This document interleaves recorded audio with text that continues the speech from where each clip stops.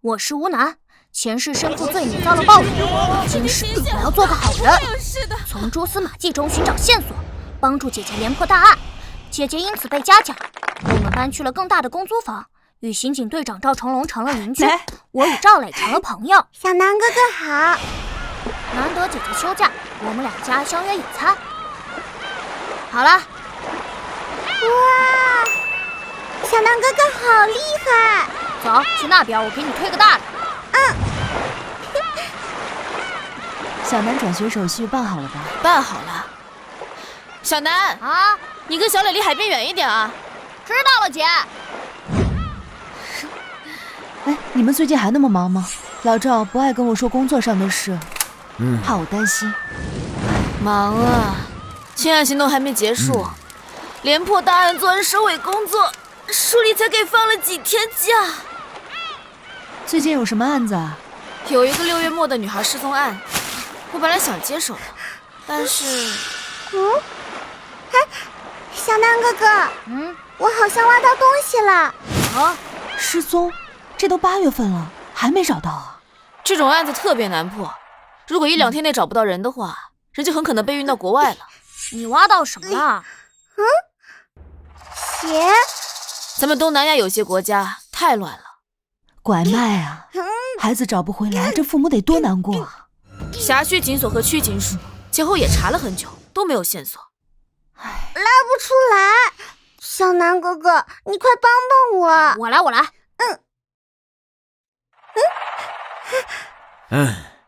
小敏、小吴，炭烧好了，想吃什么？下面还有东西，是连着的。是什么呀？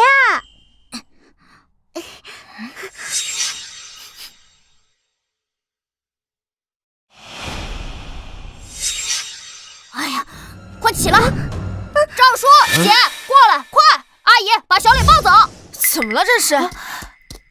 怎么了？啊！快把小磊抱走！来这边，带他去远点。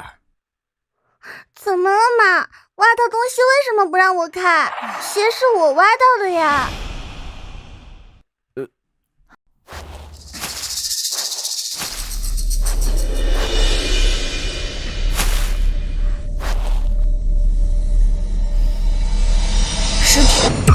尸体？小南，这可不能开玩笑，你确定吗？我确定，我闻到了，且摸到了。小敏，你带着孩子打车先走。小南，你也别在这儿。姐，没事儿，你看我像害怕吗？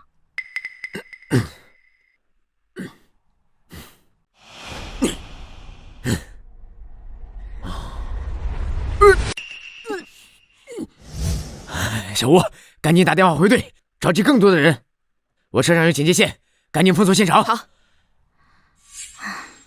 结合冰城1个月前的气温变化，以及海滩夜晚温度较低会减缓腐坏程度，这种腐烂程度死亡时间大概是在1个月左右。这个呀，要等到法医来了之后做进一步的勘查。1个月前？1个月前，就是罗珊珊失踪的时候。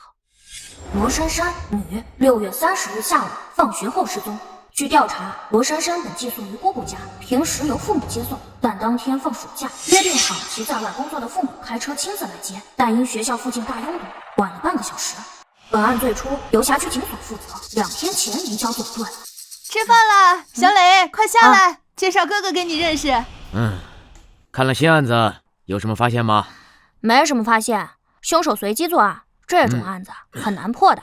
哎呀，是啊。随机作案，监控没拍到，也没有目击证人，这样的案子神仙也破不了。脸部已经无法识别了，鞋不一样。衣物虽然已经被污染严重，但看样式也不一样。我记得很清楚，罗珊珊失踪前穿的是白色运动鞋以及校服，而她穿的是裙子以及黑色小皮鞋。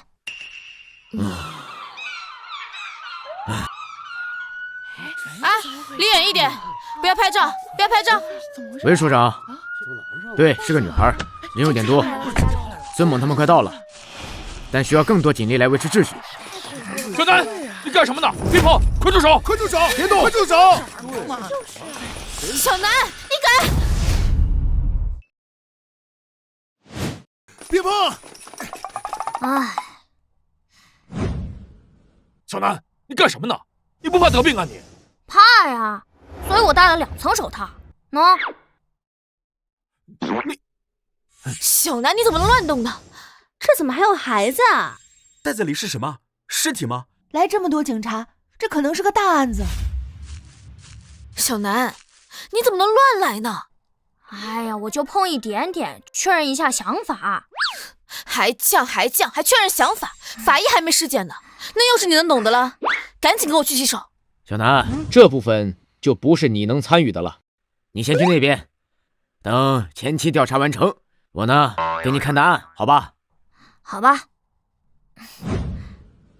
沙坑里发现的应该是凶手留下的。有事记得叫我啊！嘿，把你能的，什么都敢碰。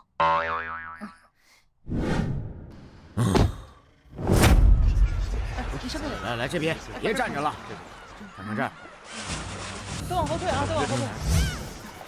哎，赶紧收一下。对，这边也拍一张。好的。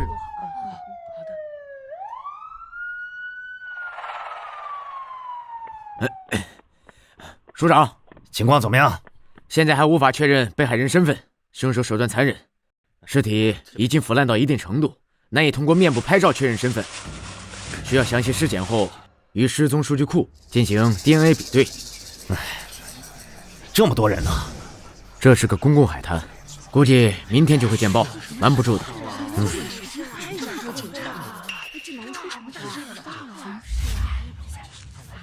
案件性质极为恶劣，恐怕会引起社会恐慌，必须尽快破案。是，一定尽快完成任务。我已经通知了所有正在休假的一组警员，恐怕要成立专案组。好，专案组由你牵头，先查清死者身份吧。是。DNA 检验对比恐怕要几天时间，等确认死者身份之后，我们再去调查他的人际关系。我知道死者是谁了。你知道？你怎么知道？你以前认识他？以前不认识，但……署长好。你招数不上，你躲远点吧。你怎么还过来了？我知道死者是谁了。你知道是谁？法医还没鉴定呢。你知道？你会算命啊？这不是你该来的地儿。你刚刚乱动尸体这事儿，我还没找你算账呢。哎呀，姐，你最近工作太忙，肯定不知道我在干嘛。来，这是什么？被害人的素描画像，我刚画的。你画的？怎么画的？尸体都成那样了，你怎么辨认的？只需要确认几个点：顶骨、额骨、眉弓、颧骨、下颌骨等。依据其面部骨骼情况，尝试复原其像，并根据其衣服尺码大小确认其胖瘦，然后画出来的。你会画画？我怎么不知道啊？姐，我都说了，你最近工作太忙，哪里会知道我的课余爱好？而且，你们不觉得画上这个人很眼熟吗？7、8分相似吧？档案你们都看过的。这是罗珊珊。罗珊珊？就是她，咱们都看过档案。而且我觉得，之所以衣服不同，是因为……署长，来老赵，给我看看。小南是吧？杨伯伯好。我知道你，小年纪画得不错，不输所里的模拟画师。不过我并不想打击你，你毕竟年纪还小。伯伯，您直说。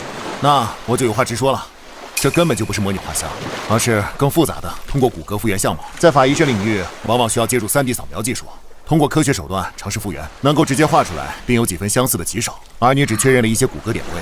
另外，人在不同年龄阶段，面部肌肉和脂肪分布均存在较大差异，例如中年存在鼻翼肥大、发腮等，婴幼儿则会有婴儿肥，青少年初期则会皮下脂肪较多，而脸型偏圆。随着中后期，骨骼进一步发育，而五官逐渐立体。而你并没有持续的参照物，仅凭着摸骨后的记忆作画，很容易受到其他影响。就比如你看过罗珊珊的档案照片，就总怀疑是她，所以你画的和她有几分相似就不奇怪了，也就肯定是她太草率了。杨伯伯，其实吧，署长，我刚刚对尸体进行了进一步观察，虽然腐烂程度不低，面部不能识别，但好在部分皮肤还算完整。我检查了被害人的双手、左手拇指以及右手拇指食指指纹，勉强完整。不过皮肤在腐烂状态下非常脆弱，接触式采集恐怕会很困难。可以拍照留底，让署里的画师过来，最好能画下更多细节。行，马上安排。如果能够画出足够完整的细节指纹来，能够在 DNA 检测结果出来之前，更快的确认被害人的身份。杨伯伯，怎么了，小南？要不您翻个页呢？翻页？他右手拇指是保留最清晰的。你画的？刚刚画的。这怎么可能？刚刚你不在尸体旁边。我凭记忆画的，我看过，我记得。凭记忆？这不可能，这怎么可能？我是天才嘛，过目不忘的，没什么不可能。如果要是不信的话，可以去与尸体比对啊。对，是对的，画的真好。仅凭肉眼观察，差距微乎其微。署长，这可以用。我认为我复原的肖像也没问题，可直接做进一步确认。派人去罗珊珊家中，在她日常用品上采集指纹。从她的右手中指第2节存在细微凹痕来看，是长时间握笔留下来的痕迹。她的惯用手就是右手，我画的也是右手拇指，对应的应该会采集到很多，可以马上进行比对。老孙，来了，你带人跑一趟。还有，我认为罗珊珊之所以与失踪时衣服不同，很显然是被凶手换的。而她现在这套衣服的材质虽然已经污染严重，但我看得出来是以欧根纱、蕾丝、天鹅绒以及纯棉布料为材质，是在全球流行很多年的可爱风格羊群，包括鞋子是一套的。也就是说，凶手绑架了她后，将其精心打扮，而后再……我们遇到了一个该死的变态。会破案的。还有更可怕的。小南，你又发现什么了？这案子可能更棘手，我希望我猜的对，又希望我猜的是错的。先不说，等杨伯伯做完初步的尸检报告，我需要进一步确认。行，都抓紧吧。好，是。来，都过来。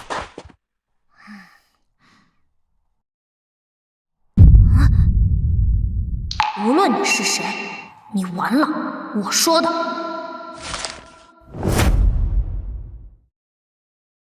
虽然 DNA 的结果还需要几天才能出来，但是根据复原的画像和指纹的比对，基本上可以确认受害人就是630案失踪的罗珊珊。目前除了扩大失踪区域的排查范围，寻找目击证人，还有监控线索，我们还要老赵。我急着要，老杨给了我初步的尸检报告，详细的还有5天。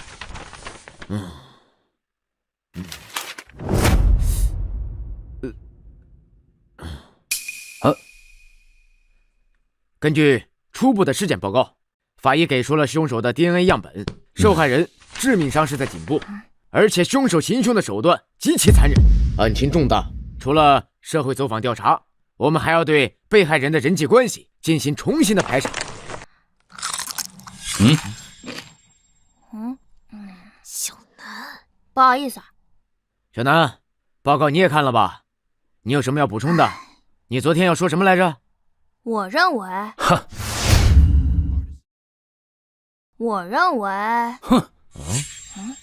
赵队，咱们这儿开会呢，闲杂人等是不是应该先出去啊？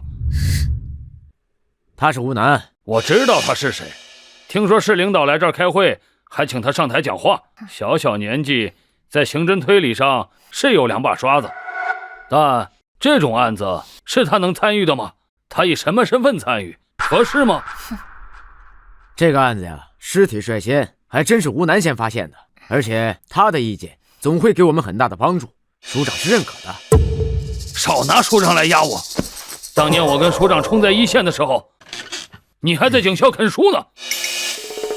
市长也是认可的。魏庆年，小鬼，我这个年纪，名字是你能直接？男，生于1970年9月13日，毕业于曼河国立警察训练学校。91年参加的工作，历任槟城来县巡警、槟城花园路警所警员、南区警署刑侦队刑警。05年曾前往皇家警察卫官学院进修，后历任区警署刑侦队副队长、区警署刑侦队队长，现任三龙警所所长。你还调查过我？并非调查，经历过之前的几案，我知道我总会因为我的年龄而引发指责与排斥。为了减少这种无端的争执，我最近看了滨城警务系统上下所有人的履历，希望能与你们更好的交流。我看过你的履历，我记得而已。哼，滨城市警署各分署、警所、警站上下足有几千人，你全记得？不重要，我说我全记得你也不会信。重要的是此次案件极为重要，我希望我能发挥一些作用，让此案更早侦破。时间就是生命。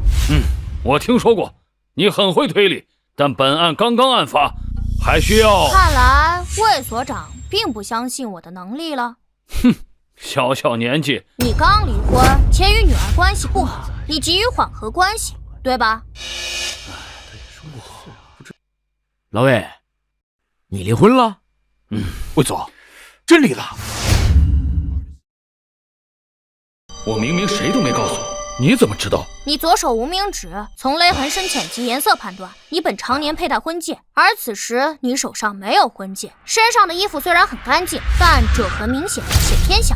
再看你头发，你今天应该刚洗过澡。你是一个很爱干净的人，但你领带下方有一块污迹，应该是吃饭时不小心弄的。从发黑程度来看，至少1周以上。结合来看，不是巧合，就是你刚刚离婚不久，开始独居，没人再为你洗衣做饭。你一早醒来，看着经常穿的衣服都脏了，所以你不得不在衣柜里找出过去的旧衣服穿上。因为你最近几年又有发福，所以衣服偏小，你找不到干净的领带，所以你选的那条颜色最深的，至少看起来不那么脏。会议开始前，你曾在外面走廊里打电话，手机是前几年的款式，贴纸虽然已经磨损严重，但看得出来，这种贴纸流行于小学、初中女孩之间，这说明你还有个女儿，而且你很爱她。会议开始没多久，你就变得开始焦虑，有明显烟瘾发作行为。但当有人向你递烟时，你拒绝了，你在戒烟。可你刚刚经历过离婚，且办案压力巨大，这种情况下，没人能强迫你戒烟。你本该烟瘾更重，而看你气色也不是身体出了问题，所以你是主动为了谁在戒烟。这个人在你的生命里分量极重，你想讨好他。综上所述，我认为你的女儿今年应该刚好18岁，才经历过7月份高考，你们夫妻感情早已恶化，但在为女儿学业考虑之下，你决定在女儿高考结束后离婚。离婚后，你选择戒烟，是因为近几年你与妻子、女儿的关系恶化。青春期的女孩总会与父母发生一些矛盾，这一点很常见。而她之后会去外省上大学，你前妻也要一同离开，陪她去上大学。你与女儿之后就会很少见面，你担心就此疏远，所以你急于这个暑假在女儿上大学的前几月与她缓和关系。戒烟只是你要改变的一小部分，我说的对吗，魏所长？我无意给任何人难堪，但如果能通过几分钟的口舌免于长期麻烦，我只能如此。但如果有必要，我可以再说一些。小南，开会呢，别净说些没用的闲话啊！你说一下，你对这个案子到底是怎么看的？确实有2把刷子，我倒是很想来听听，你有什么高论？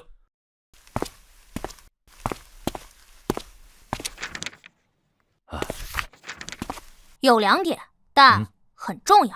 第一，我认为凶手并不是第一次作案，他很可能是连环案的凶手。第二，我认为凶手可能会在近期再次作案。这种恶性案件都是要上新闻的。据我所知，近些年从来没发生过这种恶性案件，连环案再次作案。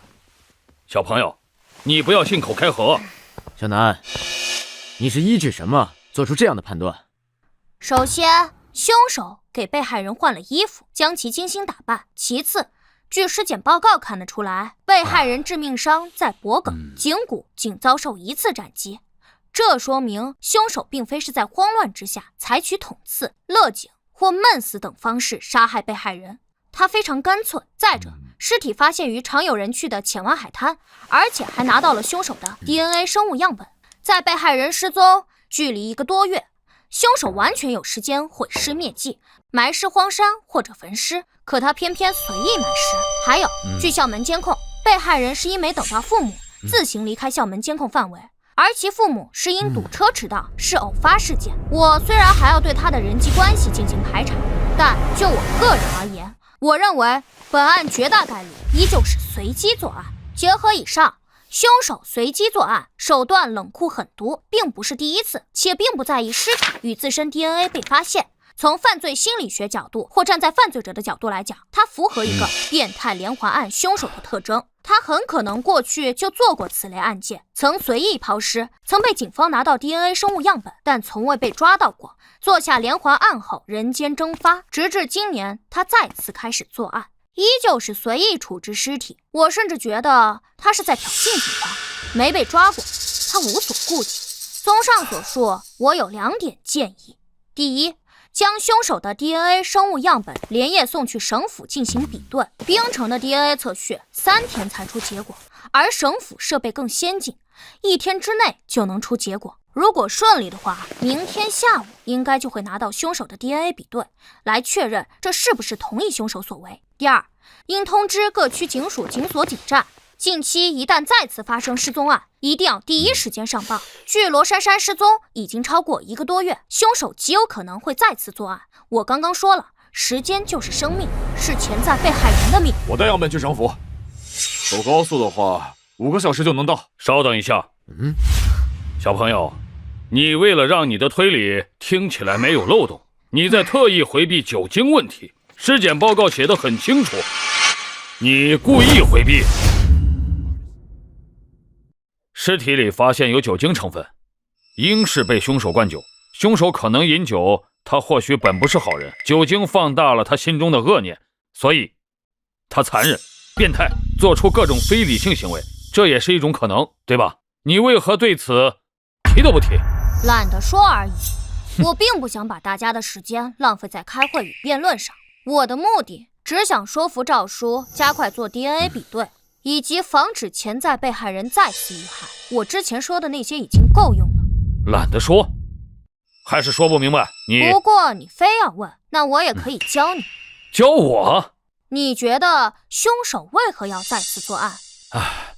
再次作案是基于你的推理，那就基于我的推理。假设他是连环案的凶手，那他为什么要再次作案？因为生活变故。如今新闻媒体如此发达，近些年从未听说过有这种恶性连环案，那就是很早以前的连环案。凶手沉寂多年再次作案，极有可能生活发生巨大变故，生活不顺，走极端。他不仅喝酒，酗酒也很正常。我并不是在回避酒精问题，其甚至能让我的推理更加完整。我还有很多细节没说，比如学校与浅湾海滩的距离，海滩附近道路监控分布情况，以及放学时学校人多眼杂等等，我都可以做出相应的判断。我不说是因为我不想浪费时间，凶手是否是连环案的凶手本就不需要做复杂论证，等 DNA 对比结果出来自然会知道。我再重申一遍，时间就是生命，是潜在被害人的命。老孙，我这就是。小吴，你带人继续排查监控。好。老魏，你继续寻找目击证人，我派别的辖区的警力到你的辖区，由你统一的指挥。交给我。小陈，到。你跟我去署长那儿汇报工作。是。那就先暂时散会，明天会有专案组大会，到时候各部门我们统一的去整理具体的情况。根据学校及附近的监控，因为放暑假，大量的学生家长来接，在案发后的1个小时之内，共有1375辆车经过，男车主890人，女车主485人，其中包括非本车主驾驶的车辆，需细查监控，一一比对。这个工作量还是蛮大的。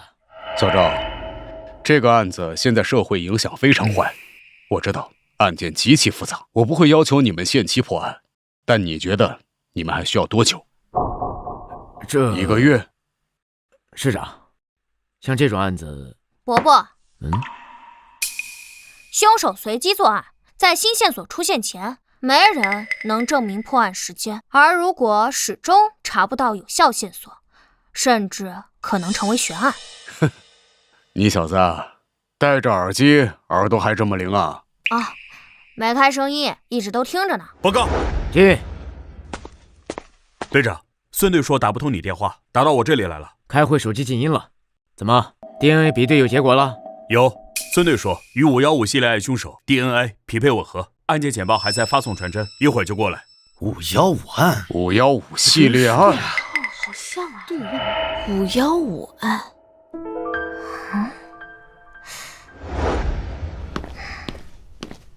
京城515系列案。哦，对，孙队提到过几个县市，其中包括京城。9个，之前还有9个。小南，什么9个？在罗珊珊被害前，还有9个被害人。9个？这怎么可能呢？我怎么从未听过？小南，你别又……小南，你是很了解这个案子吗？也是才知道不久。昨天我推定凶手可能做过系列案，并在网上查了查。系列大案哪怕很久远，但也总有些新闻。这些案子你们没听说过也很正常，因为它最早发生于21年前，也就是2004年。04年8月25日，京城市郊荒地发现一具残尸，死者名为苏婉娜。05年8月16日，京城市京浪县环卫工在清晨的垃圾桶里发现一具残尸。05年7月9日，京城北郊新村乙河旁，钓鱼者在钓鱼中发现一具高度腐烂的尸体。还有05年7月30日、9月2日、06年3月19日、8月7日、07年4月3日。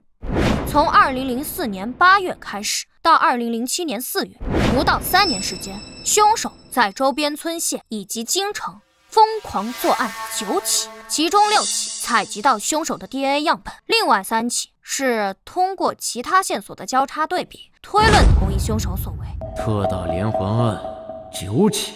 在2005年5月15日，皇家警察总署将9起案件并案处理，重新组成专案组挂牌督办。因为案情极为复杂，凶手始终逍遥法外，案件详情无法对外公开，遵循侦办保密原则。此系列案并未以任何一起案发时间命名，而是以新专案组成立时间命名，即515京城特大连环残害杀人案。为侦破此案，当时京城警方以及515专案组先后排查近万名嫌疑人，对比指纹超过3万份，却一无所获。且皇家警察总署在08年还曾对全社会公开悬赏100万来征集线索，时至今日，这个悬赏依旧有效。你说的是血衣案、血魔案？都对，您2位当时都是刑警，应该耳闻过。在2005年，刘源尸体被发现时，身上裹着一件拉链损坏的男性外套，因为被血染红，还上了当时的地方报纸，所以被民间称为血衣案。血魔案的称呼则是来自网络。昨天上午，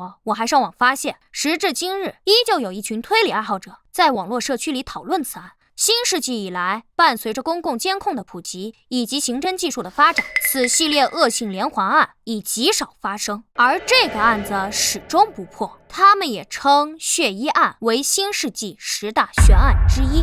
世纪悬案，凶手再次作案。报告，队长，传真。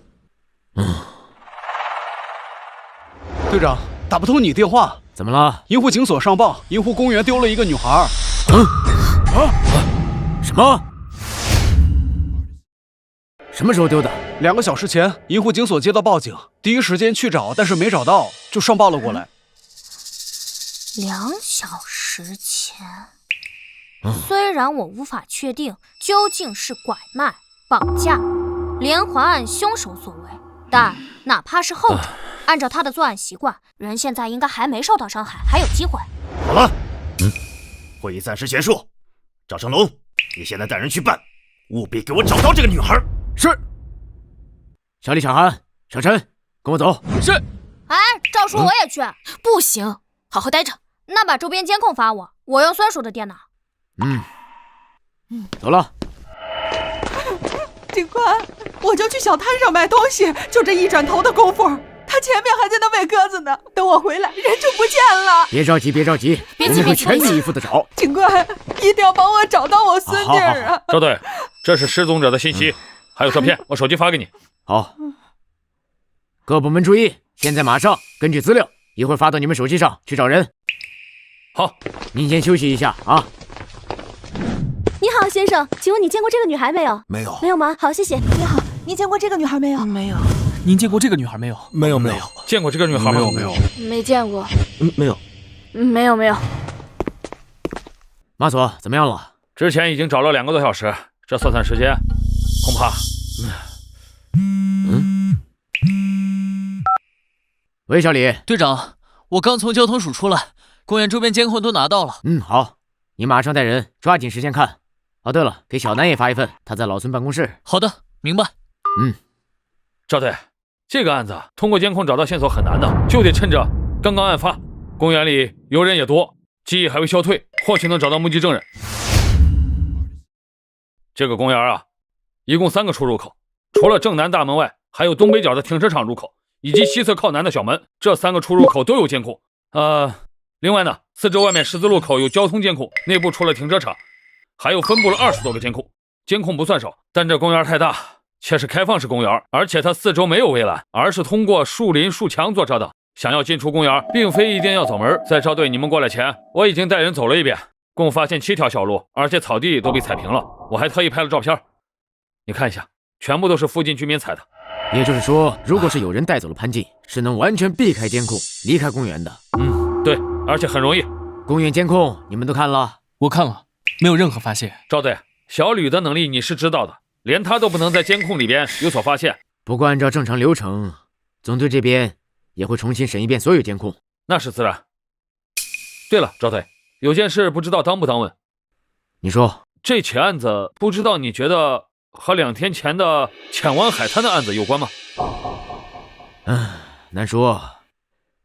有可能他就是绑架拐卖，也有可能就是同一人所为，尤其是嫌疑人选择在这里动手，没有在监控中留下线索，说明他对这里监控的时间非常熟悉。浅湾海滩那个案子，被害人失踪的时候，凶手就是避开了所有监控。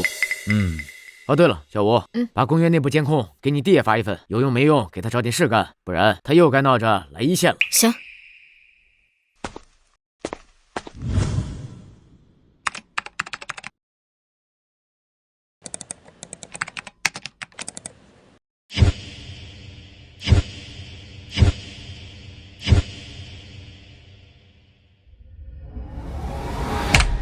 找到你了啊！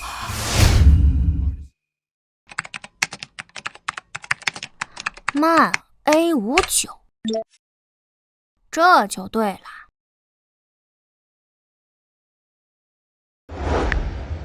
哎，小南，你们回来了吗？还在公园排查。这个点你吃饭了没？没，我找到线索了。找到线索了？是的。队长，查清楚了，是一场误会。目击者看到的不是潘静，只是跟他长得相似，上衣颜色一样。当时跟他在一块的是他母亲，确认过，已经回家了。那你们继续查吧。这公园这么大，这么多人，你们继续问，我就不信没有蛛丝马迹。是。赵队，小南说他找到了线索，让咱们回去要快。电话里一会儿说不清楚。线索？哪来的线索？他说就在监控里。监控？他说什么？说让我们赶紧收队，今晚就能抓到人。监控，公园的监控，我们早在监控室看过，并未拍到潘静失踪时的画面，包括停车场监控，并未拍到潘静以及其他可疑迹象。哎，小陈，你那边监控看的怎么样了？队长，暂时还没有发现。好，我知道了。小吴，你跟我回去。赵队，你们真走啊？怎么了？小南是小吴的弟弟？是。小吴现在可是咱们滨城的明星警员。关于你弟弟，外人不知道，咱们一个系统内多少都听说一点。听说他还是个孩子。是啊。赵队，借一步说话。好。赵队，浅湾海滩案尸体才发现，而据我所知，那被害人已经失踪1个月了。现在这边又出现了失踪，而且从初步侦查来看，嫌疑人作案方式极为隐蔽，很可能与浅湾海滩案是同一人。这我知道。所以呢？我的意思是，我们所警力有限，您这边直接收队，把破案的希望压在一个声称有线索的孩子身上，是不是太草率了？而且如果不继续查下去，过了今晚，就算有目击证人，也可能因为记忆不清，无法描述出嫌疑人容貌。时间不等人呐。马佐，我没说要收队啊，我跟小吴先回去就行了。那你这一走，你带来的人我又不好指挥，这耽误了案件侦破。没事，你放心，这个案子我们刑侦总队已经接手，破得了破不了都是我们的责任，你们警所协助办案而已。哎，赵队，我不是这个意思啊，这并不是谁的责任问题，我也有儿女，小女儿跟潘静差不多大，我就直说吧，好不好？她一孩子啊，我听说好像是有些能力，但她一个电话就能把你这个刑警总队长叫过去，还说什么直接收队，这情况我不能理解。小吴，你呢？通知老李继续侦查。好。马索，你跟我一起回去。好。好。小赵，你怎么回来了？首长好。找到失踪者了？公园那个暂时没有。那怎么这么快就回来了？有线索？有2个目击者，但都是误会，看到的并不是失踪者。不过小南那边有线索，他看了监控，他说今天晚上就会抓人。那他现在在哪儿？孙猛办公室。走啊，愣着干什么？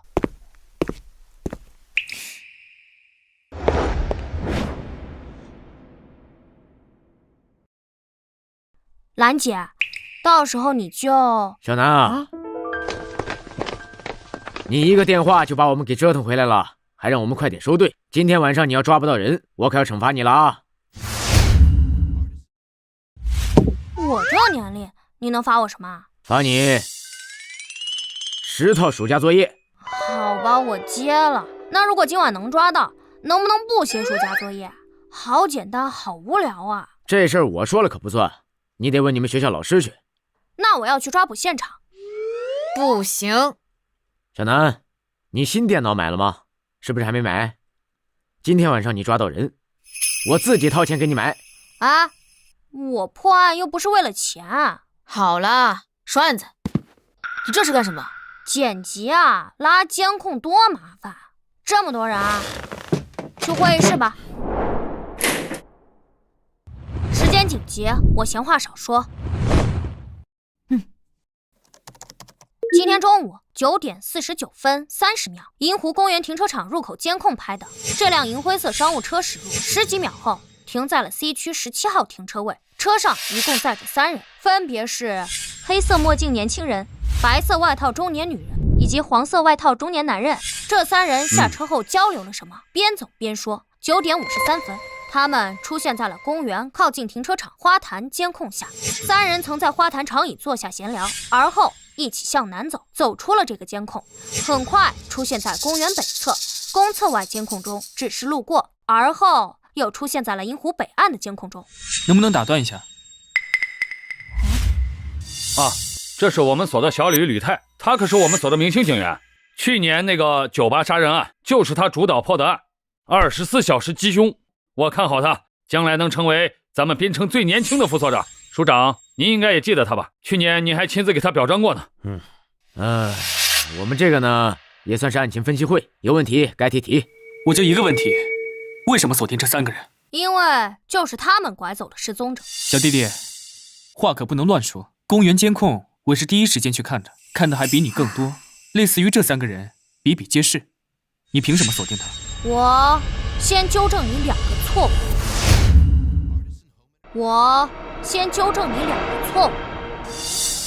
第一，我并非一开始就认为他们是嫌疑人，我站在怀疑一切的角度看监控。银湖公园本就人流量大，形迹可疑的人很多，比如兰姐。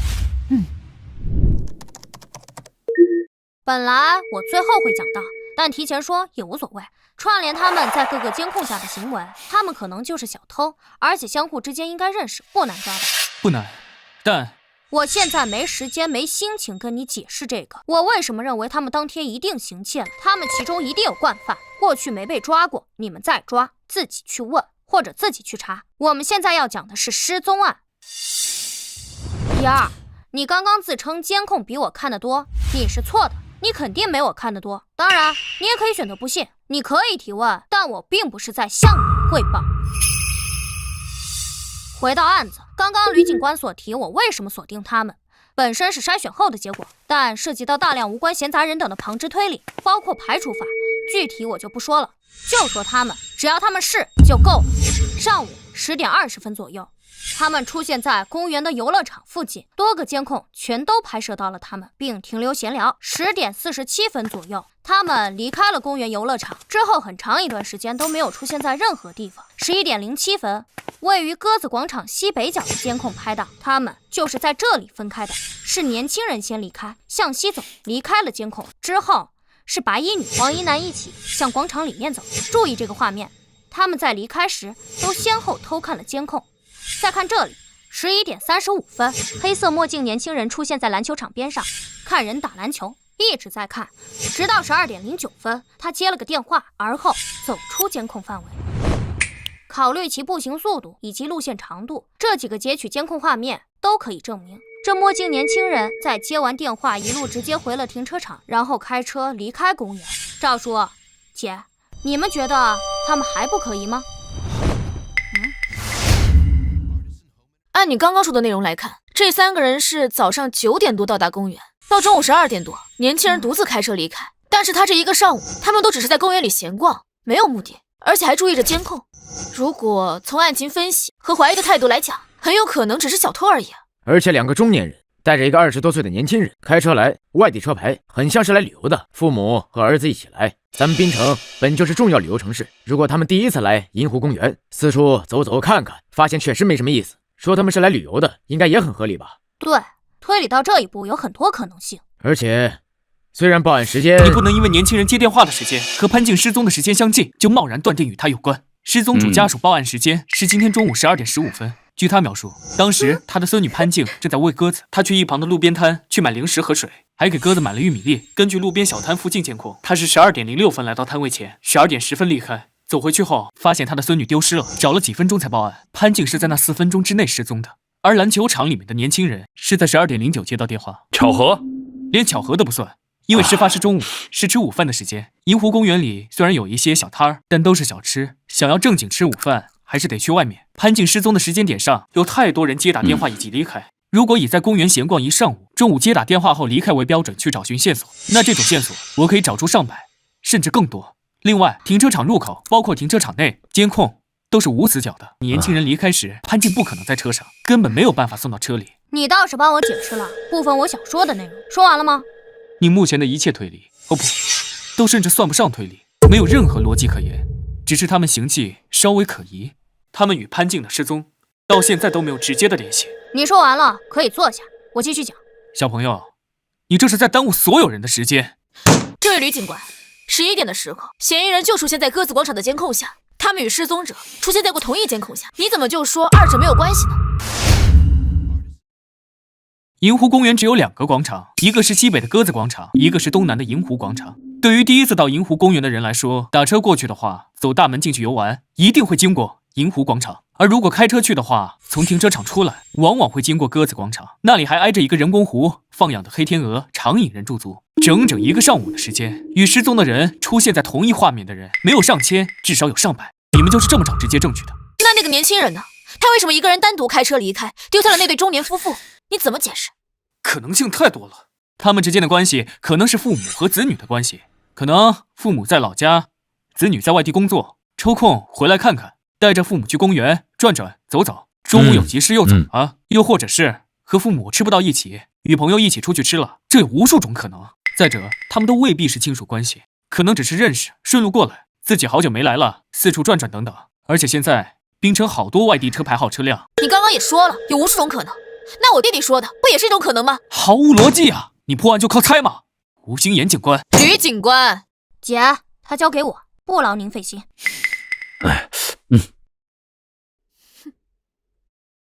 我继续讲。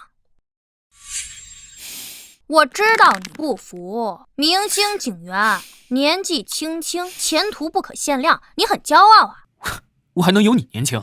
尤其是你先看过公园监控，自称看过很多，但你没有看出明显的问题。而我年纪小，我说我看出来了，且推论出其也没什么算亮眼的地方，所以你不服，对吧？我不想跟一个小孩子置气，这是破案，时间就是生命。时间就是生命，我喜欢这句话，所以我打算给你个机会，也为了你别再轻易打断我。我问你个问题，如果你能回答上来，我现在马上下去写我那10本暑假作业，你上来讲。但如果你回答不上来，就请你闭嘴好吗？你问。问题很简单，在年轻人开车离开后，他是否回来过？如果回来过，什么时间以及哪个监控他出现过？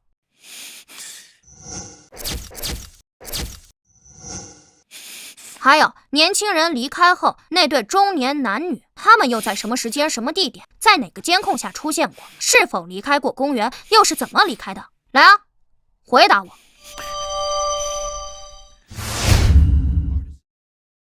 看得出来，你是一个注重切实线索、很讲逻辑的人，你不会去胡乱猜测。所以，什么时间、什么地点，谁在哪个监控下出现过？想不起来了吗？是记忆不清？记忆里没有，不确定，我不记得。那就闭嘴，别再轻易打断我。你记得？当然。就算你记得，我是中午12点半看的监控，距离现在已经过了好几个小时。你是下午刚刚看过，还无端的把这3个人直接定为嫌疑人，甚至特意把他们的画面剪出来了。你当然会记得，这算什么本事啊？那你觉得有没有这种可能性？什么？他们不在。什么不在？人在看监控时，尤其是同时看多个监控，寻找可疑信息线索时，往往都会对形迹可疑的、多次出现的、反复出现在被害人身边的目标印象深刻。一旦可疑人员出现次数过多，他就会显得更加可疑，会被更多留意。这是一堆废话。而反过来说，人在长时间看监控，面对大量可疑人士时，有一个可疑目标减少出现，甚至不再出现，那对其怀疑就会降低，以至于印象消失，忽略掉目标的存在。尤其是在潘静失踪后，公园里那些其他可疑人士依旧在活动，以小偷为主。考虑到人不可能凭空蒸发，而公园很大，悄无声息带出去很难，由此那些依旧可疑的人在后续观察中会牵扯观察者的大部分注意力。你的意思是？首先可以确定，你虽然有一定的观察能力，记忆力也不错，但看监控没有我细致。其次，你说你不记得，那是因为你是一个很讲逻辑的人，你很较真，你确实回忆不起来，你并没有为了赌气而去胡乱猜测，这一点我很欣赏你。所以我可以告诉你，你不是不记得，而是你忽略了，因为他们不存在了。他们不存在了。从今天中午12点09分，年轻人接电话，马上开车离开公园后开始算起，我可以100%确定，公园里的所有监控再也没有拍到过这3个人。监控没有拍到过年轻人开车回来，也没有拍到白衣女是怎么离开公园的。在潘静失踪后，年轻人走了没回来，他们也好似人间蒸发一般，消失在了公园里，这正常吗？你还觉得他们没有嫌疑吗？你是对的，他们……当然，这并不能怪你，你又不是我。银湖公园每天都有几千人观光，几千道身影在数十个监控下反复出现，这种排查难度，而那3个人一上午的行为并不起眼。如果不单扒出来看，他们也不过是普通游客而已。你一开始就不会注意他们，自然也就不会知道他们之后不存在了。不对，哪里不对？不够，这不够，还有太多可能性。如果只是推理到这种程度，还不足以证明他们就是绑架者，还有其他的可能性。而你说今晚一定能抓到人，你在说大话，你在赌，你在说大话，你在赌。可以根据车牌号锁定车主，今晚确实是能抓人。既然有疑点，肯定要问一问，这也是排查的一部分。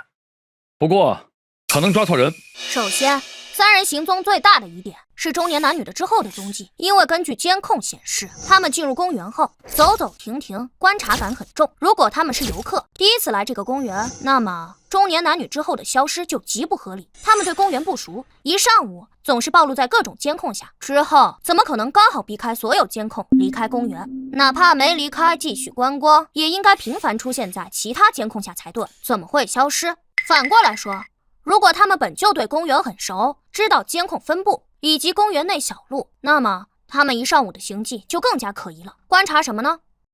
当然，确实有其他很多的可能性，比如中年男女是本地人，了解公园，而年轻人是外来的，他们走走停停，不知道说了什么，实际上是在给年轻人介绍公园环境，而年轻人不太感兴趣，看了一会儿打篮球，跟人有约直接走了。而中年男女是本地人，可以直接走小路离开。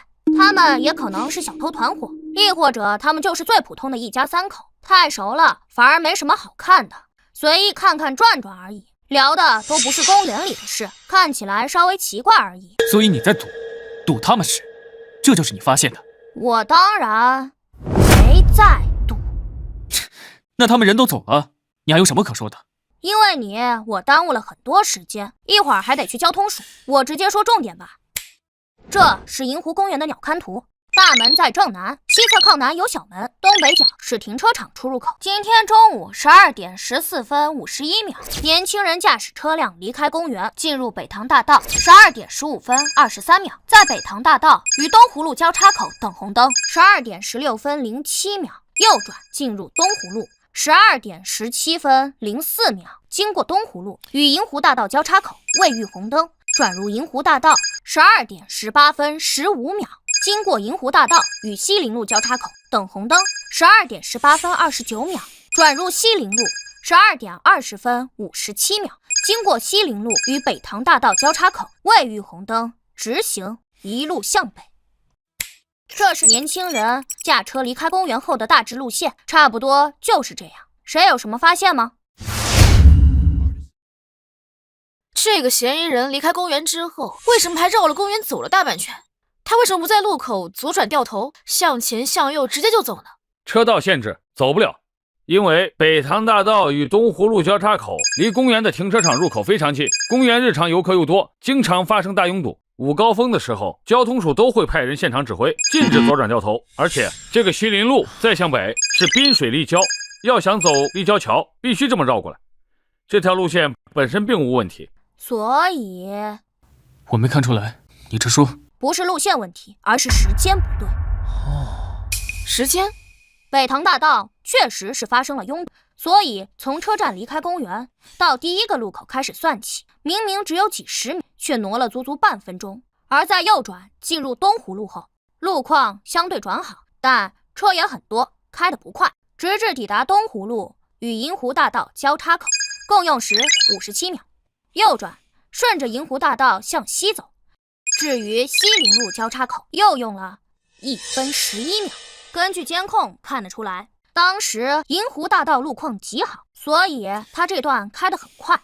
红灯结束后，嫌疑车辆右转进入西陵路，用时2分28秒，穿过西陵路与北塘大道交叉口，一路向北而去。300米，西陵路与东湖路公园两侧一样长，只有300米。没错，同样长的路，同样受到了北塘大道拥堵路况的影响，甚至东湖路受到的影响更大。但嫌疑车辆开过东湖路，它只用了57秒，走过西陵路直至过路口却用了将近2分半。考虑到东湖路路况右侧挨着公园，并无下车买烟等情况，以及车辆之后正常行驶等情况，我认为最大的可能性，他停过车。对，这应该就是现在目前最合理的解释。当然，考虑到推理的严谨性，停车原因可以有无数种，比如与谁发生了下刮碰，下车检查后没有问题就各自走了，或者是他们注意交通安全，在路边临时停车接打电话等等情况。停车接人只是其中一种可能性而已，但他们也有破绽，就在这几张监控截图里。正常看你们可能很难发现，但是我放在一起，你们应该能看得出来吧。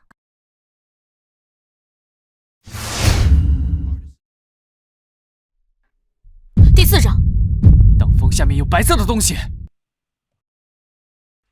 那是什么？啊？交通监控本来存储量就非常大，清晰度有限，如果放大看的话，很难看得清楚是什么东西。是衣服。衣服？团起来的衣服，那个中年女人所穿的衣服。这是一种聚酯纤维材质的防晒服，非常轻薄，团在一起体积很小，就是中年女人进入公园时所穿的那一件。她曾在闲逛过程中将衣服脱下，搭在臂弯里，之后又曾穿上。而在年轻人接到电话的10几分钟前，这个中年女人最后出现在监控里，她一直穿着这件衣服。年轻人返回停车场，一路上经过多个地方，手中并无这件衣服，也就是说，不存在年轻人回停车场的路上，在某个监控盲区下从中年女人手中拿走衣服，帮她带走的可能。综合来看，只剩一种可能：她曾在西陵路停车，并与中年女人碰了面。然后再看这几张图对比，由于光线原因，有些画面拍得相对清楚，有些画面拍得不清楚。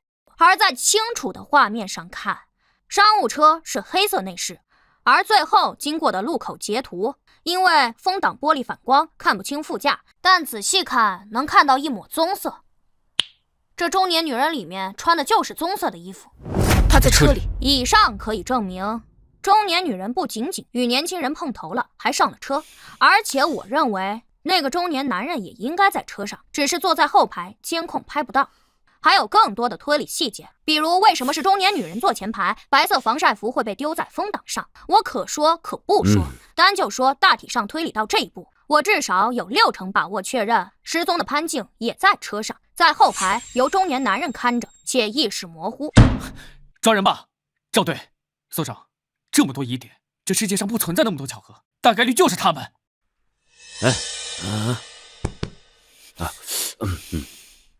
小南啊，我不是挑你刺啊，但是就你目前的发现，实际上……赵叔，你有话直说。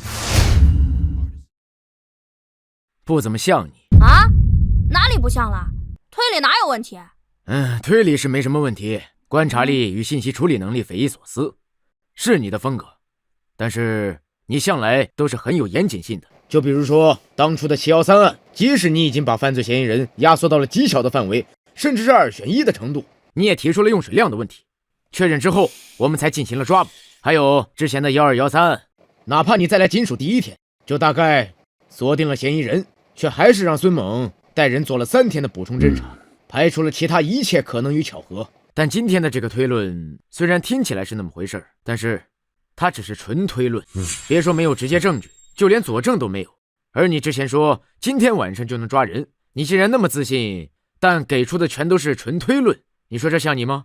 推理够用就行呗，我可是反复看了所有的监控，除非真正的绑架者全程都没在监控下暴露过，不然就是他们。其他人我都排除了，而因为潘静在失踪前绝大多数时间都是在监控里，绑架者想要注意到他，跟着他伺机行凶，不可能从未出现过任何监控，因此这个除非并不成立，就是他们。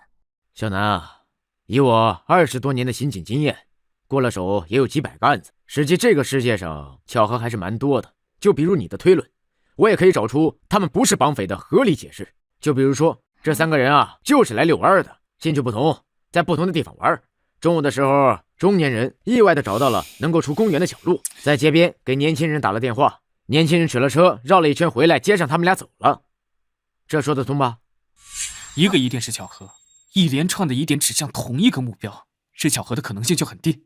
2个关键点：失踪时间和嫌疑人逃离时间，他们先开始频繁的暴露在监控下，最后又完美的躲开所有的监控。赵队，我觉得你说的对，但是可能性极低。可能性低，那也是有可能。我们不能低估了小南的严谨性，不然的话，1213案他也不会用3天才破。赵叔，这个案子第一，没有潘静失踪时的监控；第二，没目击证人，人是凭空消失的。我一下午能看出来这些已经很不容易了。你以为我是神仙？这种案子只能大胆假设，然后去抓人去求证啊。但我不是第一天认识你啊。你话说的太肯定了，说吧，里边还藏着什么？老实交代。哎，好吧，我说。你还有线索？监控里还有什么？这样吧，我先快速说一下绑架过程以及细节分析。今天上午9点50分，停车场内部监控拍到3人下车，2个男人从主副驾驶，中年女人则从后排。从行为习惯上来说，多人出行，除非是与驾驶者是情侣、夫妻关系，否则女性更愿意坐后排，习惯养成因素。还有距离感，出门带包东西多，以及后排可以不系安全带等。当然，他们也可能是随便坐的。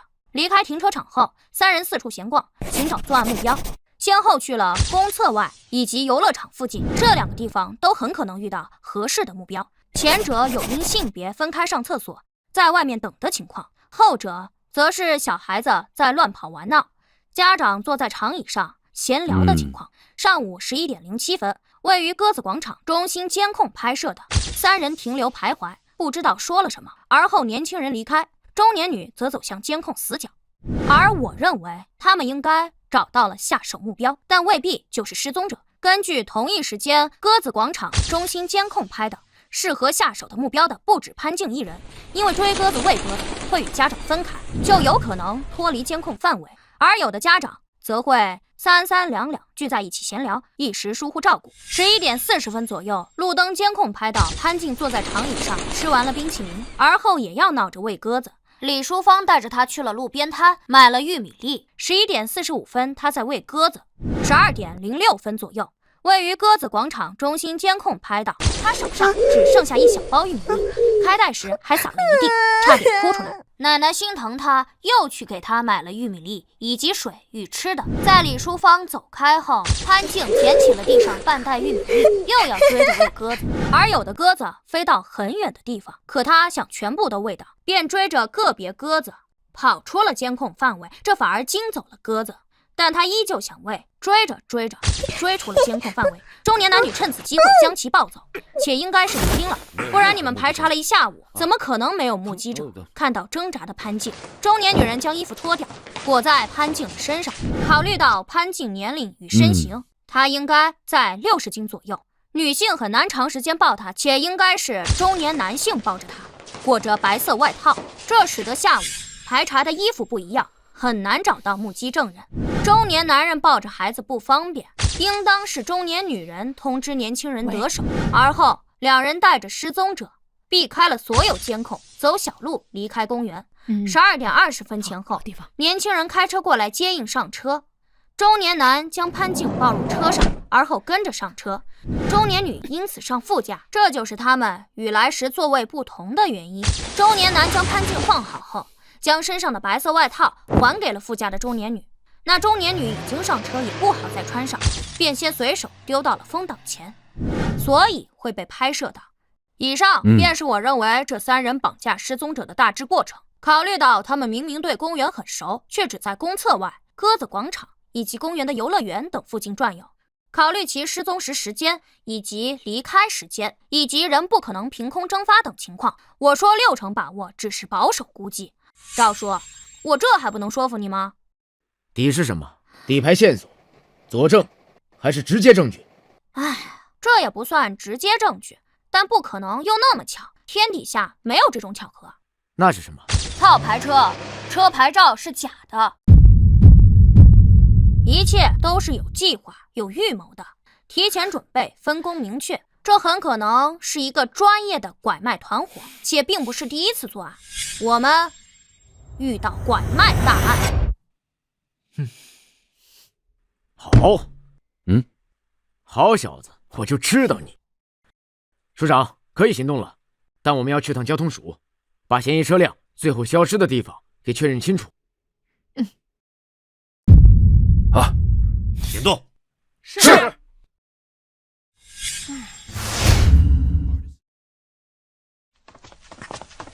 啊，赵叔，等等我！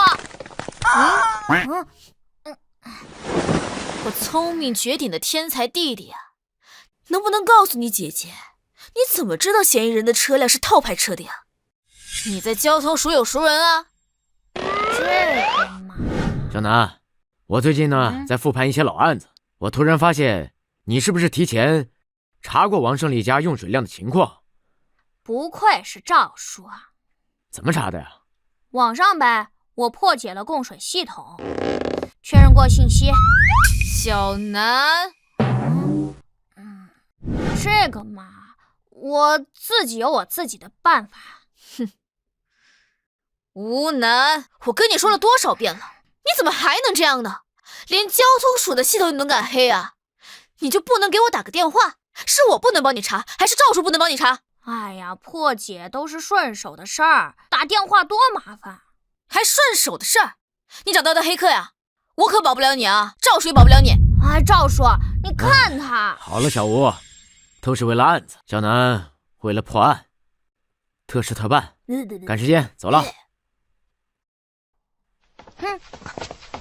小南，你姐都是为了你好，哎，我知道，他怕我啊，将来走上犯罪的道路。你放心吧，只要有他在，我一定不会。而且你姐说的对，你可以给我打电话，我帮你查。可是那很难解释啊，就比如今天，我说我让你们直接锁定他们就是嫌疑人，让查嫌疑人车牌号，没有实质性的推理，那你们会信吗？这样以后跟我说，我先信，行吧？这可是你说的啊。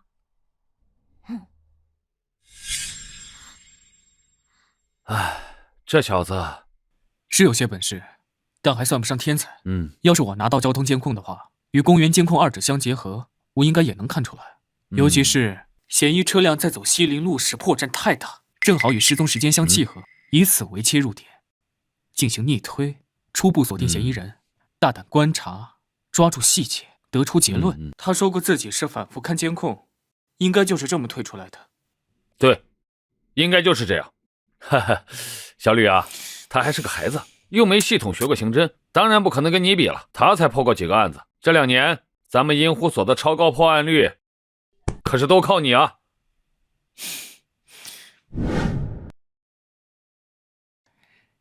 小弟弟，这么多监控还看得过来吗？还是退一边去吧，让我来看。你别年纪不大，再把眼睛看花了，戴了镜子啊！管好你自己。行，那咱赌点啥？赌什么？赌咱俩谁先在监控里找到犯罪车辆的最后位置。如果我先找到的话，把你姐电话给我。哼，我姐可是武将，你就不信被她打死啊？来不来吧？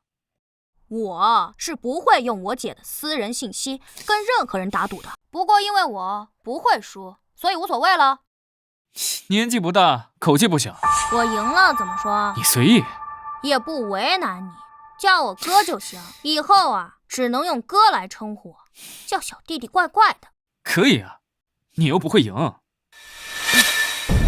赵队，准备好了。好，小南可以开始了。收到。开始。2倍速度， 4倍数，8倍速度，16倍，32。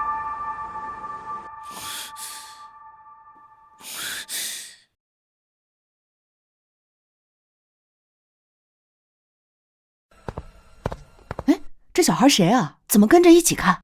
好像叫什么吴楠。赵队，人眼不可能跟上这种快进频率，这不胡闹吗？嘘，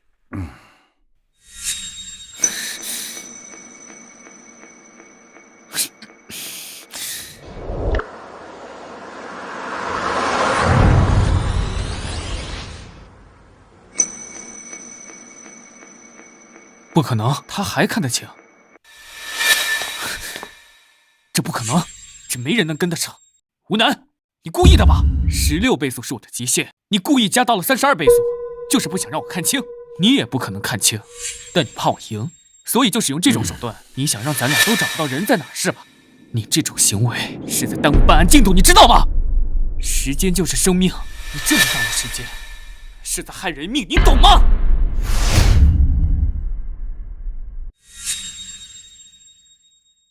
怎么不说话？是被揭穿了？吴楠，好大的帽子啊！能不能闭嘴？看不出来就在旁边等结果。赵队，你不管吗？赵队，让他站着大屏幕再装模作样的看下去，没有任何意义，浪费所有人时间。哎呀，可惜交通卫士系统在我国还没有普及，只有首都和巴雅勒几个重点城市才有，不然监控更清晰，能直接实时锁定车牌追踪，不用人力来排查。这样，赵队，我看要调更多人过来，把监控时间调回嫌疑车辆离开公园时，咱们更多人重新看，无论他怎么绕，城市监控密度是足够大，一遍看不出来就2遍，哪怕花上几个小时，咱们今晚一定能锁定嫌疑车辆最后消失的地点，确认大概区域。这能看见吗？是啊。至于这个小子，前期功劳值得肯定，来这边也没浪费太多时间，就让他回去吧，不能让他再这么胡闹下去了。3分钟，我给你们答案。好，3分钟。哎，这不对吧？这监控时间都快下午3点了，嫌疑车辆是中午12点多出的公园，就算在外面兜圈，也不可能跑3个小时，那样反而会暴露。应该早就到达目的地了，所以你在装模作样的往后看什么？64倍速。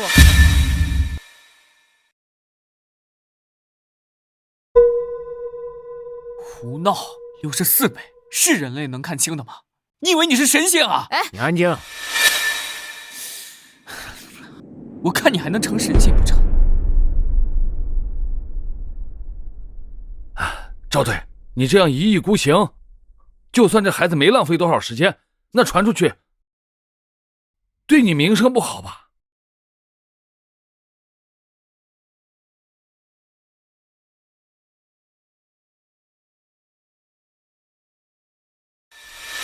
？10、9、8、7、6、5、4、3、2、1，时间到了！时间到了，弟弟，你还准备继续胡闹下去吗？可以停下了。你真以为你是神仙啊？要12点34分，西城高架出口监控；12点39分，湾南路与惠康路交叉口；12点49分，百乐汇广场监控；12点51分，雨花路与盛和大道交叉口。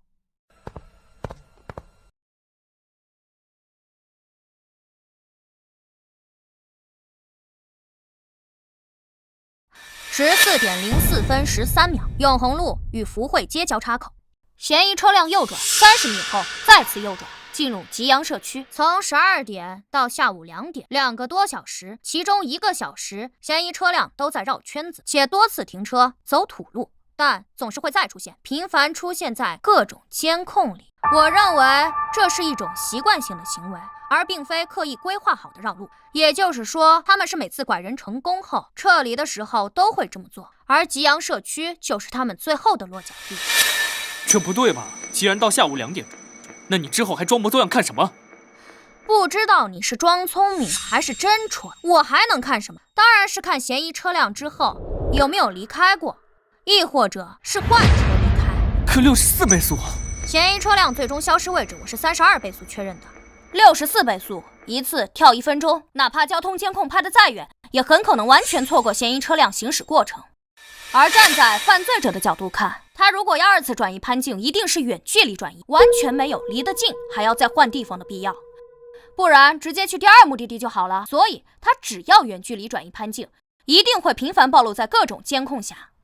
从概率学的角度，64倍速，我也不可能刚好全部错过。你听得懂我在说什么吧？小南，赵叔，说案子。根据目前已掌握的信息来看，以凶手对公园的熟悉程度，以及全市路况熟悉程度，以及没将人直接带出城等，我认为凶手应当就是槟城本地人。既然选择套牌外地车，那辆车就是本地车辆的可能性就更大。剩下的，赵叔你是专业的，不用我再说了吧？好，那我现在只有最后一个问题，你问。依照你的判断，你觉得这个案子跟前湾海滩案有关吗？有3种可能性。你说。第一，纯粹的拐卖案，他们是老手这一点可以肯定。第二，对比当年，考虑到如今的监控密度以及人口密度，凶手孤身随机作案，完全避开所有监控以及目击者的难度极高。所以罗珊珊当初应该就是被这3人拐走的，凶手是买家。第三，3人中的那个中年人应当就是当年的凶手。至于中年女人以及年轻人为什么帮他，所谓变态家庭，古今内外各种案件中也并不是没出现过。各部门注意，小李到，你带人去查车辆的信息。整个槟城的车辆保有量大概有80万，商务车应该就占1/10。嫌疑人的车辆是业务款的大田牌赛威商务车，银灰色。就车款、年份和颜色，整个城市也不过就几百辆。你要着重去查车辆的登记地址是吉阳社区的。是。小吴，你去趟商业署，你要把吉阳社区周边里里外外所有的汽修厂信息调出来，安排人一个个的去问。像他这种10年的老车，我就不信他没有保养和维修的记录。而且越是老的车，越会养成就在附近保养和维修的习惯。好，明白。小王在，你带一群人，就在这儿，给我把吉阳社区实时的交通监控给我盯死了。一旦发现嫌疑车辆，马上向我汇报。是。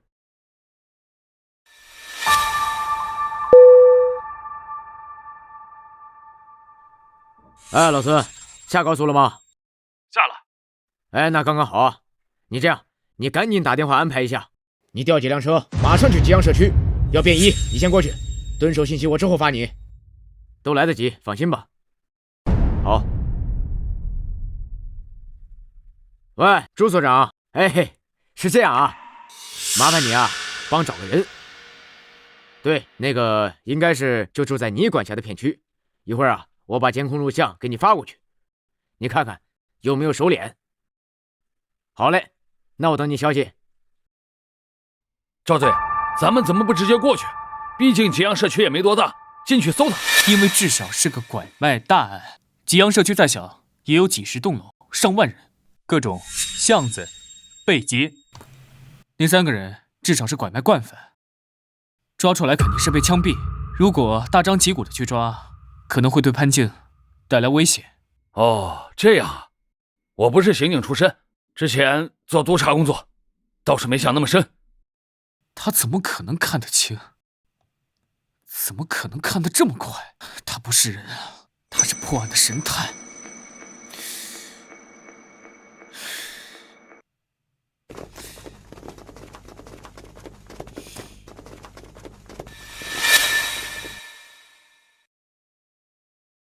队长，查到了，相同品牌、年款、颜色的，登记在吉阳社区的有3辆，这是车主信息，都是中年男性。队长，永红路有家维修店传来信息，说他们上个月维修了一个车辆，和嫌疑人那个车型是一样的。因为是外地牌照，所以他印象很深。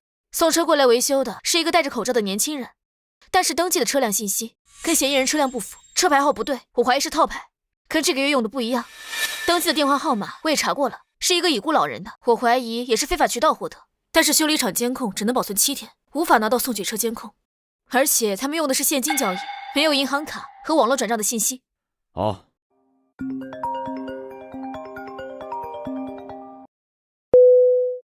喂，朱所长。哦，是都没看出来吗？的确，监控录像还是不够清楚。行，那就这样吧，给您添麻烦了啊。那个，南哥，忙着呢。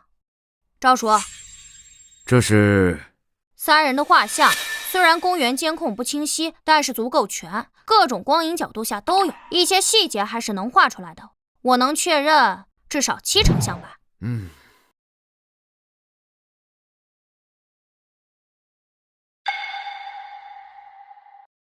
就他，曹飞强，男，49岁，3处房产信息，包括吉阳社区温水巷171-1号，是一个2层小楼，同地址还有商业登记信息，是一家涂料店。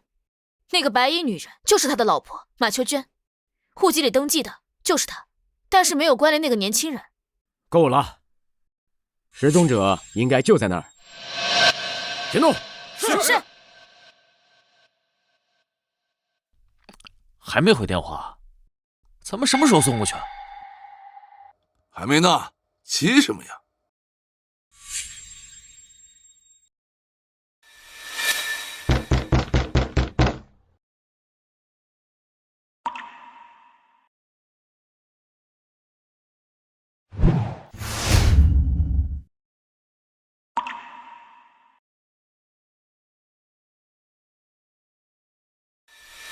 是个小要饭呢，这不亲自送上门来，活该这么发财。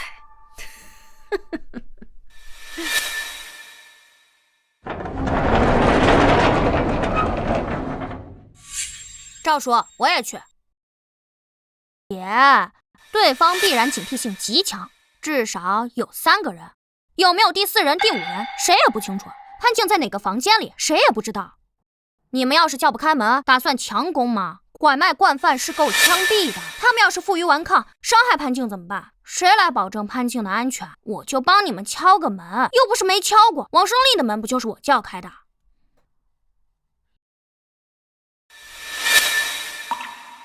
行行好，可怜可怜我。哟，挺可怜呀，就你一个人。我奶奶在垃圾箱那边翻找废品卖钱的。有大人呀。3个人在门口，2楼没亮灯，应该是没人。特警队注意，准备从隔壁翻过去，尝试潜入对方的2楼。收到。行行好，我好饿。去，去一边要饭去。急什么？他一个人也挺可怜的。水，我想喝水。想喝水啊？来，进来吧，外面风大。来，等一下。怎么了，赵队？湖南，你怎么不按计划？进去砍麦，快出来！他们是人贩子，快出来！队长，小吴，先别着急，我们要相信小南，他不会无缘无故那么做。你闭嘴！老赵，小南怎么进去了？按照原计划是叫小南去叫门，然后我们通过针孔摄像了解屋内的情况。小南会声称有奶奶跟着，知道他去敲门的，这样会确保他的安全。按照计划，没有他进屋的这个环节。这小子，行了，你也别着急，相信他会照顾好自己的安全的。他进去转一圈，可能是为了确定失踪者的具体位置。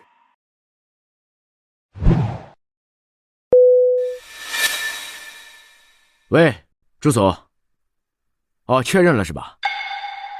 好，我知道了。队长怎么了？有话直说。是这样的，我联系了管辖的警署，给他们发了画像，他们认出了这3个人中的那个年轻人，而且根据系统的对比，熟练。故意伤害判了7年，去年刚出来。跟这俩夫妻是姑侄关系。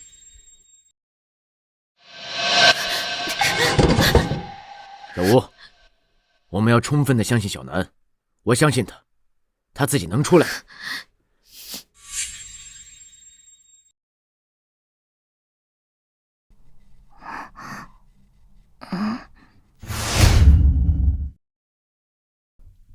二姑，放他进来干嘛？外面有大人，咱不能动。是啊，媳妇儿，咱们本身就不干净，这孩子突然失踪了，就算他奶奶闹不清，警察到咱这儿一搜，那咱们麻烦可就大了。行了，你们俩懂个屁呀！哼，但凡是一个老太婆带了一个孩子要饭，我们问清楚，我们有的是机会。小朋友，你从哪儿来呀？村里。就你和奶奶呀？你们是要去哪儿呀？奶奶说北边有大城市，有钱。哎呦，还要去外面的城市啊？那你们走着去啊。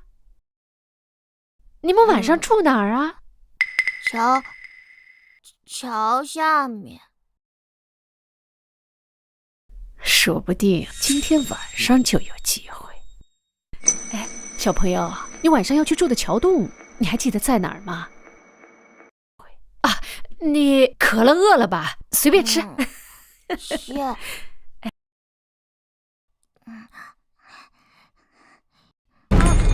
我的钱！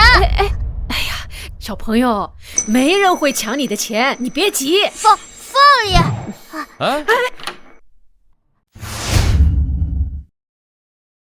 确认失踪者位置。老孙，快！小南有危险，快！哎，等一下，退回去。老赵，上不上？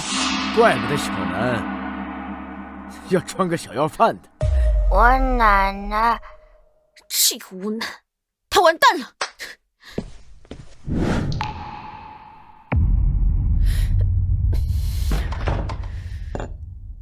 他犯错了吗？是啊，你怎么知道？我不乖，平常我奶奶也对我这样。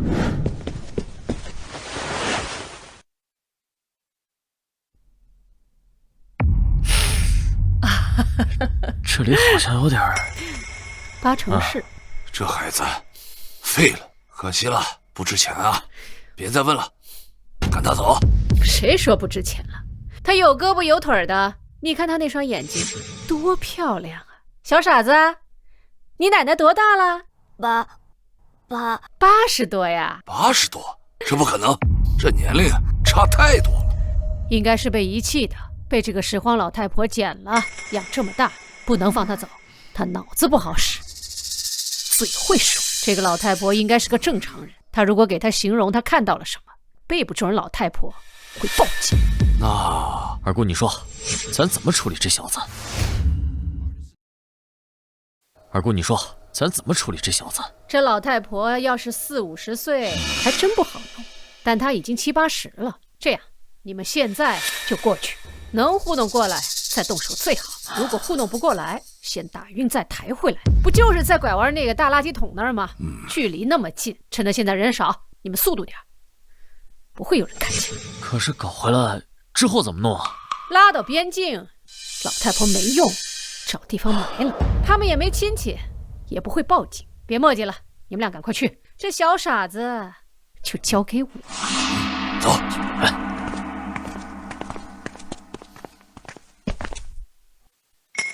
怎么出来了？怎么朝咱这边过来了？小傻子，你渴了饿了吧？给你拿瓶奶，那个呀，对身体可好了。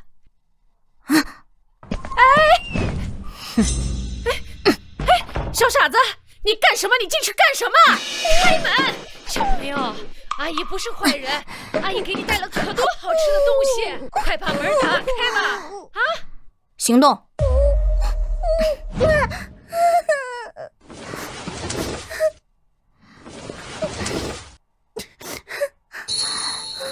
别怕，马上就能回家了。小哥哥，我饿。给这儿有吃的。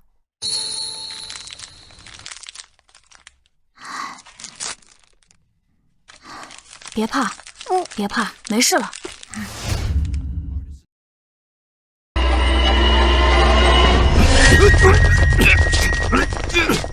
行动！开门啊！别闹了，阿姨错了，不该叫你小傻子。你们那么快就回来了，这小子，你们……不许动！警察，双手抱头，蹲下，老实点。开门，小南。姐，赵叔呢？赵叔马上会过来，把门打开。小南，你把门打开，我保证不打你，乖啊！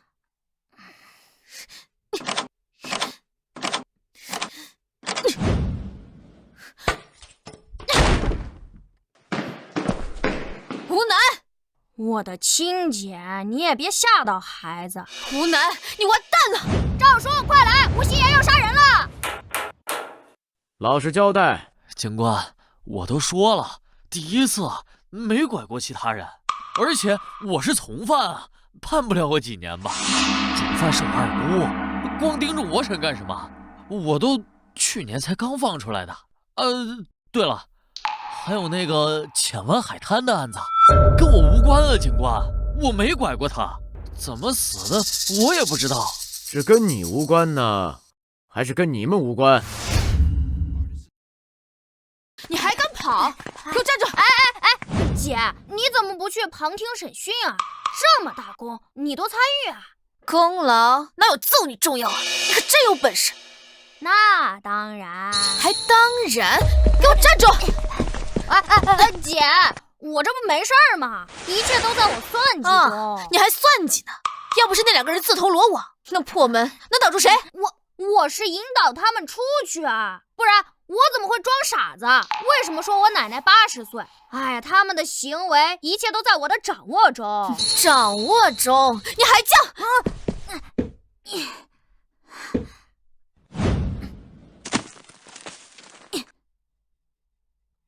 爱你哦。谁教你的？什么时候学会的？姐，偷偷练的呗，当年一身本事。你还有当年呢，练过是吧？好嘞，你姐呀，刚好也练过，咱们也试试。哎，姐，你这可就欺负人了啊！你可是全国冠军，我一个小孩怎么可能跟你比？你不是天不怕地不怕吗？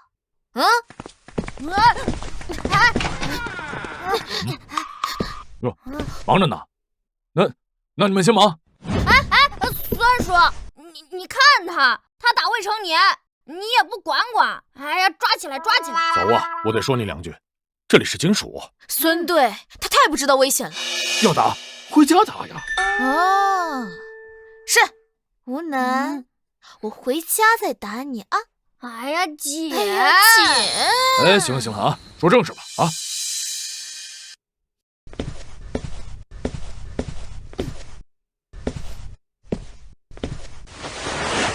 目前3人已经分开审讯，交代了部分拐卖案情，但对前湾海滩案予以否认，并且他们的口供存在出入。这是他们3人的详细档案，包括通话记录、银行账单等。孙叔拿给我看的，你想看不是随时可以。小南，到这一步，你还觉得他们3个跟罗珊珊有关？我觉得关系不大呀。看看就知道了。马杰，男，26岁，冰城人；马秋娟，女，50岁，冰城人；曹飞强，男，49岁，梅县人。孙队，档案就这些啊？目前就这些，剩下的还要花时间调查。进。孙队，体检报告出来了，没什么问题，他家属也到了。是小哥哥，奶奶，是小哥哥救了我。啊！谢谢小英雄，谢谢小英雄。奶奶，别折寿的。谢谢警官啊，这孩子是在我这儿丢的，要是找不回来的话，我可咋活呀？谢谢啊。老太太，你别这样啊，这都是我们应该做的。你这会儿别激动，年纪大了还是要注意身体的。那个小兰，是这样，那个体检已经做过了，没什么问题，就是受了点惊吓，休息2天就好。这样，一会儿你们跟小兰做个笔录，再签个字就行了，到时候就可以回家了，很快，半小时。谢谢啊，真的太谢谢了，这边请。谢谢啊，谢谢啊，不用谢啊。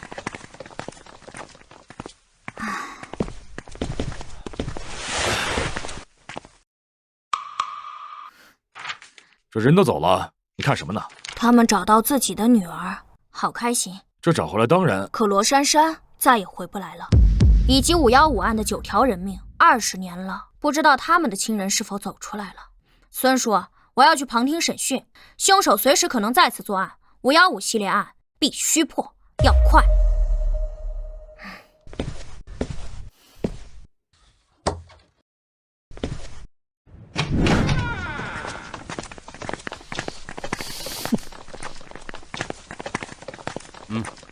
马所长，你怎么过来了？人是我辖区丢的，听说抓回来了，过来看看。南哥，小吕，你叫我什么？小吕，你叫我什么？叫我呢？啊，称呼罢了，只是个名而已。但看起来你不是很服啊。我找人打听过你，你似乎有超忆症，比记忆力没人能比得过你，但也仅限如此。要想在审讯中抓捕嫌疑人的破绽，需要系统学习，而你肯定不如我。第一，我没有超忆症，那是我的个人能力。第二，打听我，看来你找错人了呀。哎，对了，孙队，你怎么没参加审讯呢？我白天不在，刚从省府回来，具体情况不了解，就不参加了。哦，署长，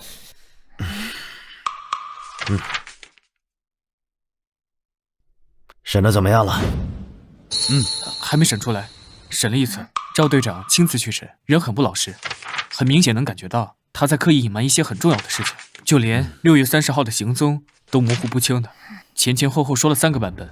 如果真的是个拐卖大案，牵扯到国际拐卖组织，咱们可能需要1-2个月的时间去补充侦查。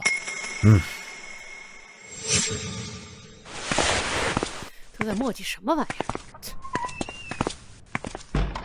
署长，我今天就已经把案件汇报到省府和皇家总署了，并与京城联系过了。明天整理好资料，我就要带着小赵去省府做案件分析汇报，估计啊，到后天下午就能回来。到时候专案组暂时由你来负责，京城的人后天就能到，你要做好接待工作啊。是。还有啊，小赵今年过年前就要提副局了，之后全面主持刑侦工作，不可能总跑一线的。论资历，论能力，老钱已经病退了，总队长的位置啊，非你莫属啊。老孙啊，以后好好收收你的脾气啊。是。你现在还能坐在这儿，真要告诉你证据是什么，你就来不及了。你之前也说了，你想起来了，7月2号你回的滨城，高速还是走的下路？高速。那为什么你绑定的 ETC 没有交费记录？我交的现金，警官大哥。交什么现金呢？ETC 是自动扣款的。我可能是记错了，那天我们走的是下边的。马秋娟，你给我老实点儿！姐，我先回去了，我打车回去，你们忙。这就走了？是看不懂了吗？放弃了？审讯是要看专业能力的，看不懂也没关系啊。他呀，与浅湾海滩案无关，我还看什么？无关？你现在就断言无关？这3个嫌疑人明明疑点重重，口供不一致，但凡有一点审讯常识，都能看得出来他们有巨大隐瞒。他们当然有巨大隐瞒。小南，你是有什么发现吗？也不算发现吧，就是啊，拐卖案比设想的更大。结合目前种种线索，他们不是与国际犯罪组织有关系，就是国际犯罪组织的成员。整个组织的拐卖网络覆盖东南亚多国，他们要隐瞒的事可多了。这个案子呀，要查很久，查到后面不是市级警方能处理的，甚至要跟国际刑警合作，半年、1年，甚至好几年。总之啊，就是与浅湾海滩案无关。至于我为什么笃定他们，我发现了什么，我是怎么推断的，我没有义务来教你，你爱信不信，不信自己去查。我是没兴趣了，祝你好运，走了。哎，小吴啊，让人开车送送小南，别让他自己打车走了。好。啊，对了，楚伯伯，夫妻俩应该还有儿子，在国外已成年，应该也是国际犯罪组织的成员，这就是他们为什么要死扛着的原因之一。另外，3人中主犯是马秋娟。好，路上小心啊。唉，审了1个晚上，嘴巴真的硬。不过现在也急不得，还是515系列案比较重要。那个拐卖案给中2组了。姐，515档案什么时候过来呀？明天早上吧。不过你怎么会认为他们跟515系列案没有关系呢？你之前不是说过，以现在的监控密度、人口密度，单独拐卖是不能实现的吗？挺复杂，结合现场环境来看，以他们的档案、笔录、审讯反应，哎，姐，我能不说吗？累。说说嘛，总不能是你胡诌的吧？你简单说说，总不能是你胡诌的吧？姐，你激我也没用，真的累。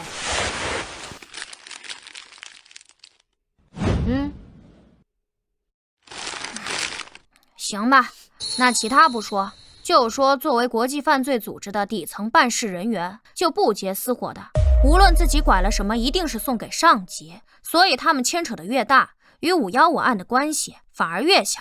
就比如罗珊珊案，凶手应该就住在槟城本地，把人卖给本地居民，本就违反组织规定。违反组织规定？懂得还挺多的。类似国际犯罪组织往往都会涉及违禁品走私、人口贩卖、器官买卖等，还在一些不稳定地区建立据点，培养武装力量。很多孩子都会被拐去，有的卖掉，有的自己培养，天赋高的也会被培养成顶级犯罪者，专攻暗杀、国宝盗窃、网络袭击与窃密等。但很残酷，没有童年，没有亲人，无休止的训练，被淘汰的人会永远消失，活到成年的也会失去人性。说的那么邪乎，像电影似的，从哪知道的？网络上呗。好了，不听你胡诌了，我得去睡一觉，下午还得去走访排查呢。哎姐，我有个问题。说。你说自从我落水后，是不是沾什么特殊体质了？你确实变化挺大的。哎呀，不是那个意思，我是说我在落水后的第10天，我们隔壁就出了凶杀案，虽然案子已经破了，但没过几天我们又去海边玩，我又挖到尸体。你是吴楠，不是柯南，不要胡思乱想。我睡觉了，自己玩。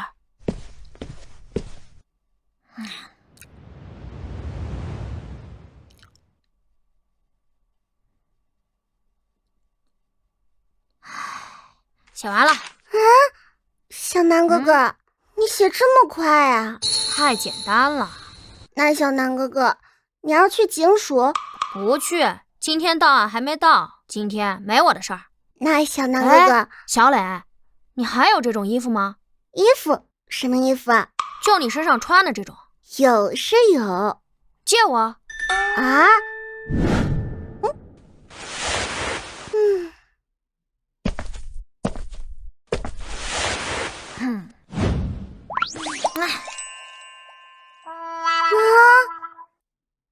大家好，我是吴小楠。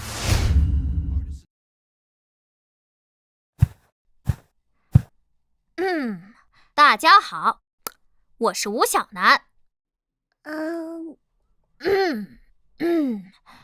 我叫吴小楠。吴小楠，小南哥哥，你好奇怪啊！哎，少废话，你以为我愿意呀？那你干嘛穿成这样？人家是有原因的。哎，走，要不要去逛街？好啊。可是我作业还没写完，今天要写2页呢，题好难。哎呀，放心吧，多简单，回来我教你，走。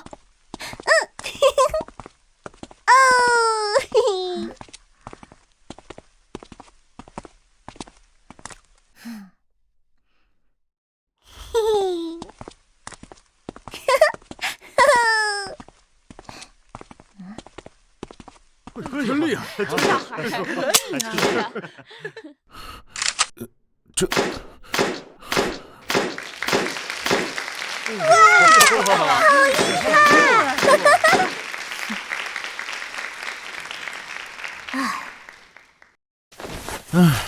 好厉害！厉害啊！以后别来了。谢谢小南哥哥。哥哥啊？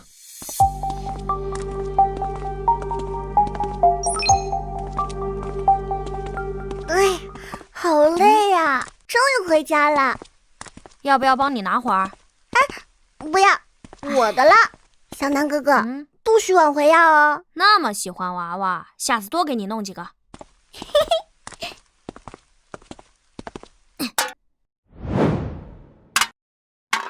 哇！别挖了，大半天了，你是青蛙吗？哼，青蛙是呱，不是蛙。非洲有一种青蛙，它的叫声就是哇。哇，小南哥哥还去过非洲啊？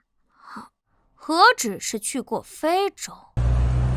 哎，是爸爸的车。爸爸，看到娃娃！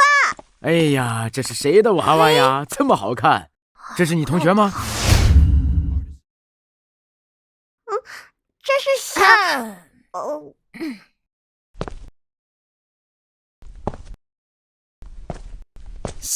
南。不是吧，姐，这你都看得出来？小南，我可是你亲姐姐，你怎么样我看不出来啊？不过我们家基因还挺好的，扮成女孩子还挺好看。你们俩去哪儿玩了？小南，现在外面多危险，你不知道吗？带着小磊到处乱跑，你不知道多危险啊？啊，危险？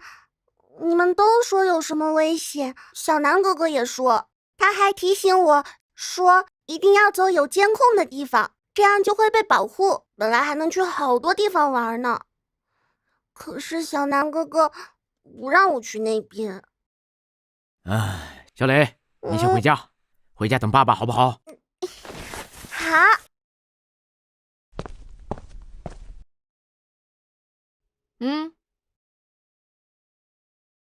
姐，你不是加班吗？怎么突然回来了？我这不档案没带。回来就抓到你给我搞事情。赵叔，那你呢？你不该去省府开会吗？6点的车，回来收拾行李，这就走了。你别再给我扯别的，好好的跟我说，老实交代，今天干嘛去了？你们俩干什么？我又不是犯人，交代什么？交代什么？今天干嘛去了？观察监控啊，不同于特定公共场合的监控，比如公园监控，很多年才会更新一次，而城市道路监控会随着发展、新规划频繁变动。还有沿街商铺开关关的，很多都有门前监控，所以我需要亲自确认一下所有的监控分布情况。查监控就查监控，为什么要带小磊啊？学做一个女孩子，总得有参照啊。哼，还真想当女孩子。不对，小南你……我是饵，我一定会抓到他。无论谁做的，我一定会找到你。小南你……小南，你着什么急呀？京城的档案还没过来，你到时候看一眼，可能直接就找到证据了。你这种方法……赵叔，时间不等人。距离6月30日已经过去1个多月，凶手时隔20年再次作案，极有可能是不会停的。他随时都会作案，是随时。小南，我警告你，你不能这样。小南，你这个计划绝对不行，无论是从道德上还是法理上都行不通。我刚刚话还没说完，其实我的计划，我一定会抓到他，且一定不会有危险。你很聪明，也很勇敢，但是不行，绝对不行。那我换个计划。你换什么计划？你们都不同意，我只能换计划了。你不许有计划，听从组织安排，不许胡来啊！哎呦，不会啦，某人已经要用眼神吃了我了。我哪敢啊！走了。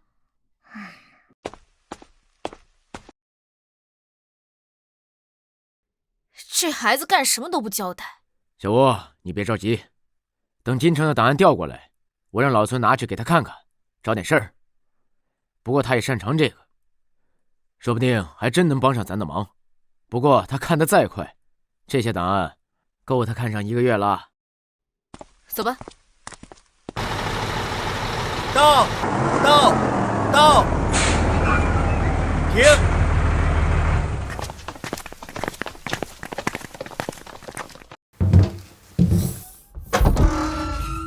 嚯，怎么一车厢都是？可不嘛，世界悬案了。当年皇家总署督办，查了好几年，没线索，查不下去了才不查的。这里面光是各种笔录就有数万份。怎么档案到了，人没到？分开走的。现在他们去高铁站接人了。哦，别聊了，快搬吧。黄董长，这边请。这案子前后查了3年多了，哎，这是我的一个心结呀，20多年了，我总会梦到。怪不得您会亲自过来。档案接收没问题吧？我本想亲自押车过来，他们说太久，怕我熬不住，把我给拦下来了。黄董长，您放心，我们这边会尽快处理。这里怎么还有孩子？这是谁家孩子乱动的？你们边城是怎么管理金属的？黄董长，您误会了。你他妈还反！你要跟我动手吗？臭小子，我黄董长，别，你跟他计较什么？你听我解释，我现在就要！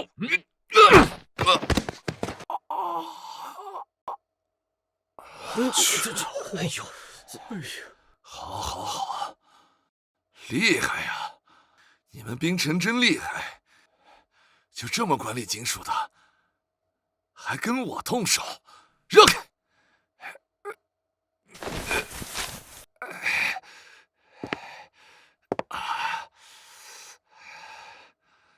孙猛是吧？你等着，我倒要看看你在这儿有多大能耐！无法无天，简直无法无天！庞董长，再怎么样，你也不能跟孩子动手啊！你说我跟孩子动手，你说我跟他动手，我想把他拎起来。这其中有误会。没什么误会。行，你们真行，等着吧。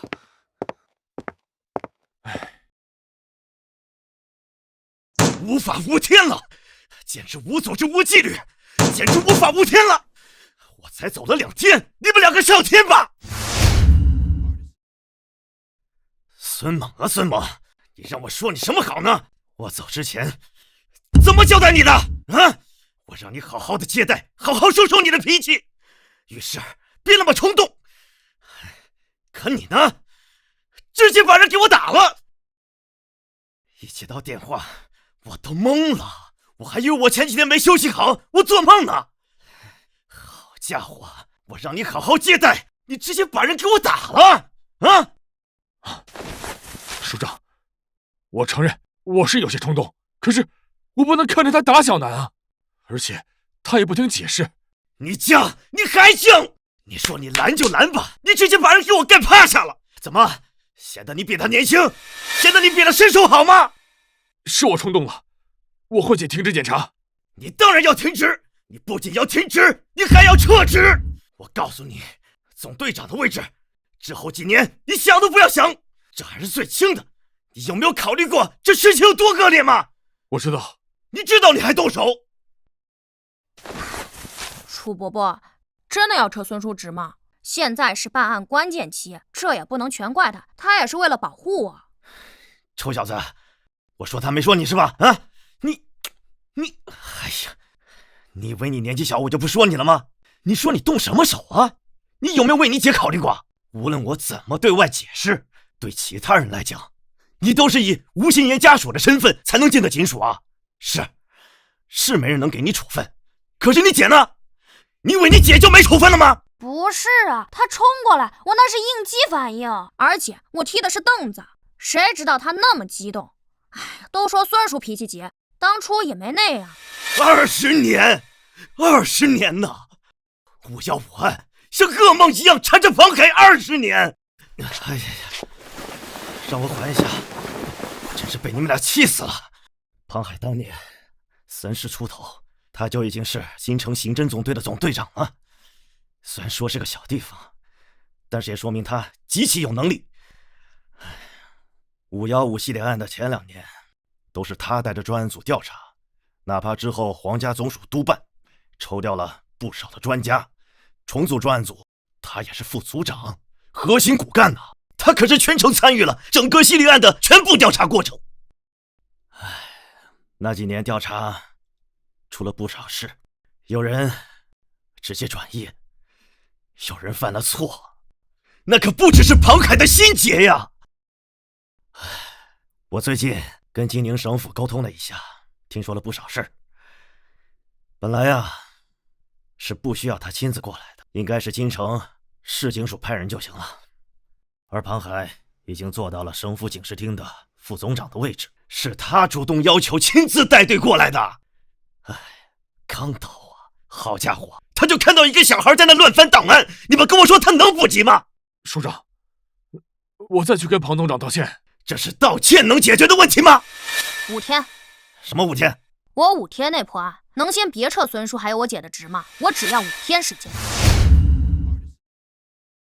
5天？你开什么玩笑呢？小南，我知道你具备了一些常人所不具备的能力，但是5天呐，你看档案都不够啊，平常人看几个月要，你最快也得要1个月呀，这还仅仅只是看档案。就5天，楚伯伯，我认真的。小南，别闹，你现在让署长死保我，为了破案，那万一要是案子没破呢？那不成署长包庇我了吗？会牵连你楚伯伯的。少拿话在这点我呢，我算看明白了，你们俩呀，我都这把年纪了，位置已经做到头了，过几年也该退休了，我怕什么？但是啊，小南啊，5天，就5天。你知道当年前后参与调查那个案件的警员足有数千呢，查了3、4年都没有结果呀。小南，你凭什么？情况不一样了吗？有什么不一样？有新案子了。新案件可没有太多的线索。虽然新线索不多，但推理空间不同呀，其他可能性大幅度减少。什么意思？小南，你是有什么新发现没说吗？意思就是当年人口密度低，城市化程度低，监控极少，随机作案能不能破得看命，可能性太多了，得看凶手是否犯错，线索是否足够。否则呀，查得再久，调查人再多，没有巧合碰上就没有结果。而现在呀，不是这样，虽然是随机作案，但操作空间太少。所以呢？哎呀，行，好吧，好吧，具体推理情况我到最后再说，太长了。等抓到人之后，我再做详细分析。另外，我已经确定了凶手的大概居住范围。什么？哪里？我只知道大致，还不能说出来。为什么？因为啊，那个地理区域啊也不小的。如果进行大规模排查，除非运气逆天，第一时间能抓到凶手的抽血化验对比 DNA， 否则会惊扰到他，他会潜逃，到时候啊，谁也找不到。那你要……我就要5天时间。楚伯伯，我会在孙叔、赵叔、我姐以及其他熟悉警察的帮助下找到凶手，但前提是孙叔以及我姐姐别停职，否则我刚闯祸，我说话也没有人听我的。哎呀，时间就是生命啊，楚伯伯，我不仅仅是为了谁，更重要的是为了那些被害人讨个公道，以及凶手近期有可能会再次作案，破案啊，越快越好。行，就5天，我会找机会跟庞海谈一谈，先稳住他。希望呢，他们看在我的面子上，暂时先别把事情闹大。不过这个案子，最后皇家总署肯定会派人督办的，相信要不了几天就会到滨城。到时候议论纷纷，这事儿啊，谁都瞒不住。好，就5天时间。不过楚伯伯、孙叔，我还有个请求。你说。保密，防止有人干扰我。谁会干扰你啊？哦，京城的人。哎，你们放心好了，你们俩把人打了，整个警署上上下下全都轰动了，都在议论纷纷，包括那些今天来的警员，相信很快就能了解到你帮警方连续破获大案的事情。所以呢，你不用担心，虽然他们可能不喜欢你，但是他们知道你的能力，不会干扰你的。哎，总之保密就对了，走吧。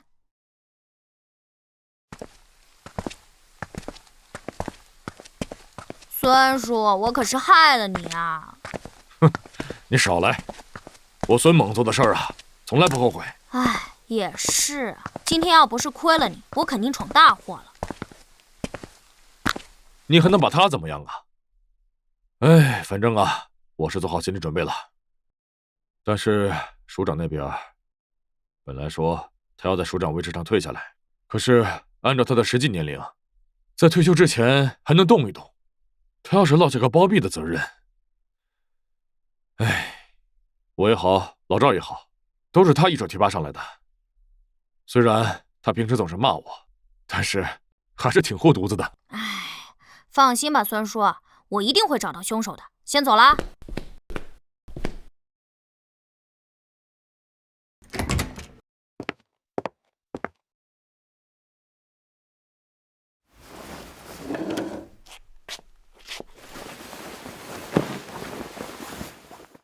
有事儿？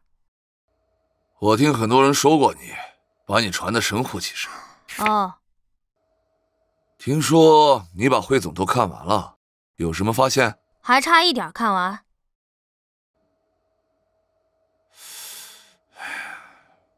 算了，我也是病急乱投医，20年的悬案，我竟指望一个孩子破案。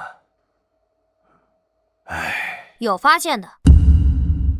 要听吗？本来我是想看完后和孙叔说，让他转告你，让你调查。不过既然你来了，要听吗？找我回去调查？哼，那我倒是想知道，你得是有多大发现，能指挥我回去调查？年龄不对，还有身高对不上。嫌疑人初次作案时，年龄应该在24岁到32岁之间，其出生时间应该在1972年到1980年之间，这是经过缜密分析的结果。哪里不对？你们的结果除了一些线索交叉组合外，主要是基于心理学的分析。嫌疑人有严重的变态心理或者生理缺陷，比如间歇性障碍，在京城具备独居条件。嫌疑人性格内向、阴郁，不善交际，但做事极有耐心，并且有明显的双重性人格，做事隐蔽性极强。有什么问题？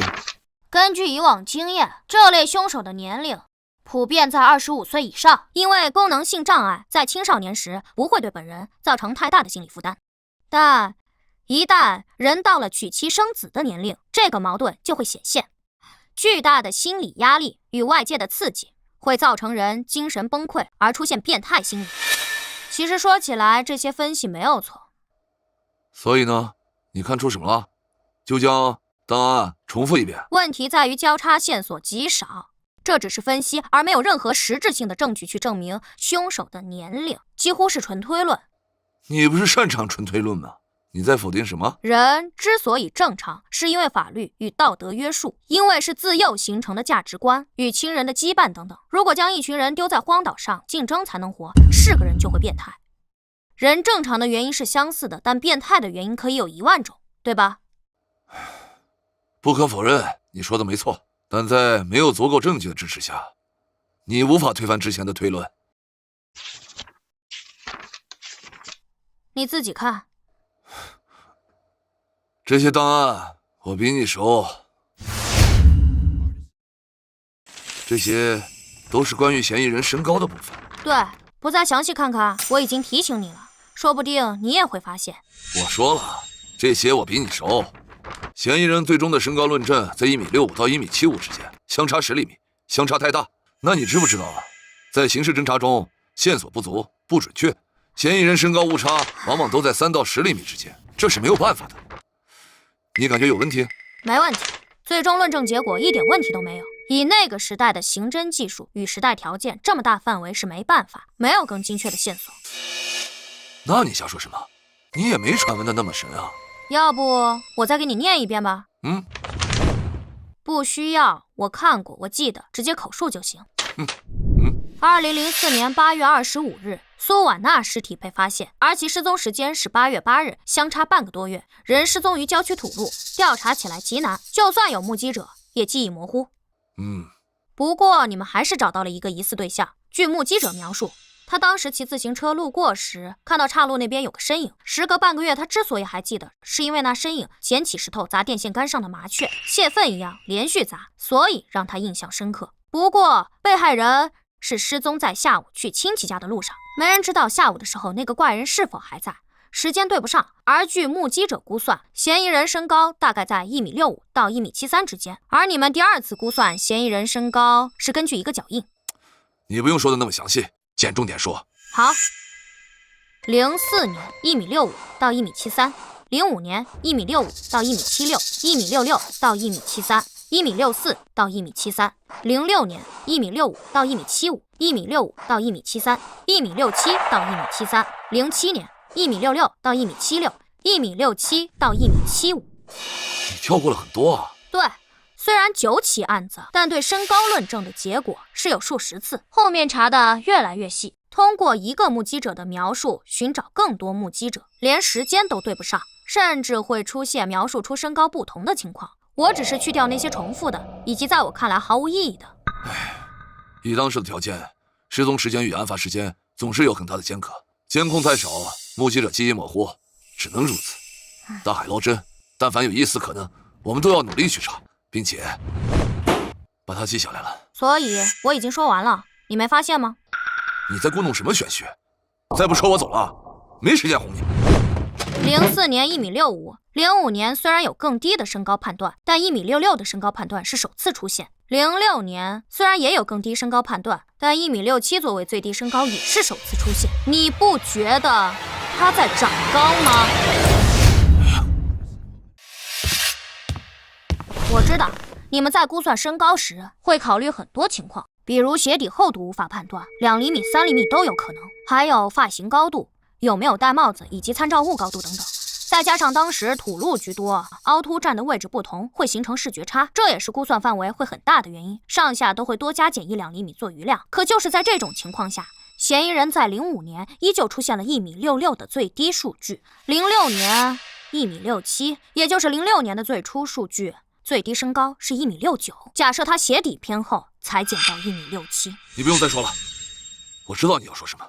你的意思是，他作案时还是青少年，所以你认为当年专案组对其25岁以上的论断是错的？差不多。青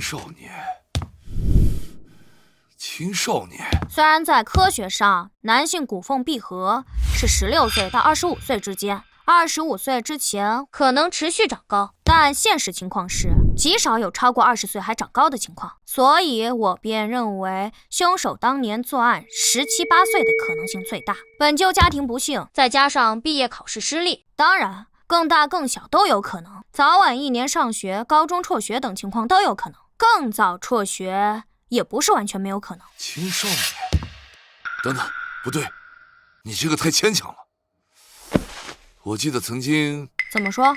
首先，你所说的这个数据，是你特地挑出来的。你找到的这个规律，如果放在数十次的论证数据中，更像是一种偶然性。其他的更多的数据反而能够证明，并非是持续上涨。然后呢？你继续说。然后，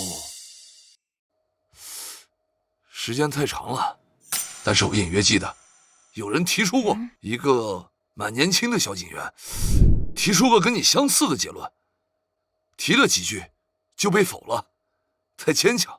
且与25岁以上的推论相悖，会推翻很多调查结果的。而且，就算我们要朝这个方向去查，哪怕只有1丝可能，那也应该去查。但这根本无从查起啊！当年的青少年数量太多了，凶手的作案范围并不只在主城区，而是包括周边村县，而且这都过去20年了。看来你是真想破案啊！少废话。想破案的话，还得先听我说完。不过你得先回答我一个问题。什么问题？你们当年的专案组里有民俗专家吗？没有。你问这干嘛？没有。那我接下来要提的关键线索，应该不会再出现当年谁提过的情况了。什么线索？东南亚是一个极为复杂的地区，近7亿人口，90多个民族，而我国近上亿人口，既是移民输出国，也因历史原因有大量移民，大概占据总人口的7%，以上世纪的劳工及后代为主。继续。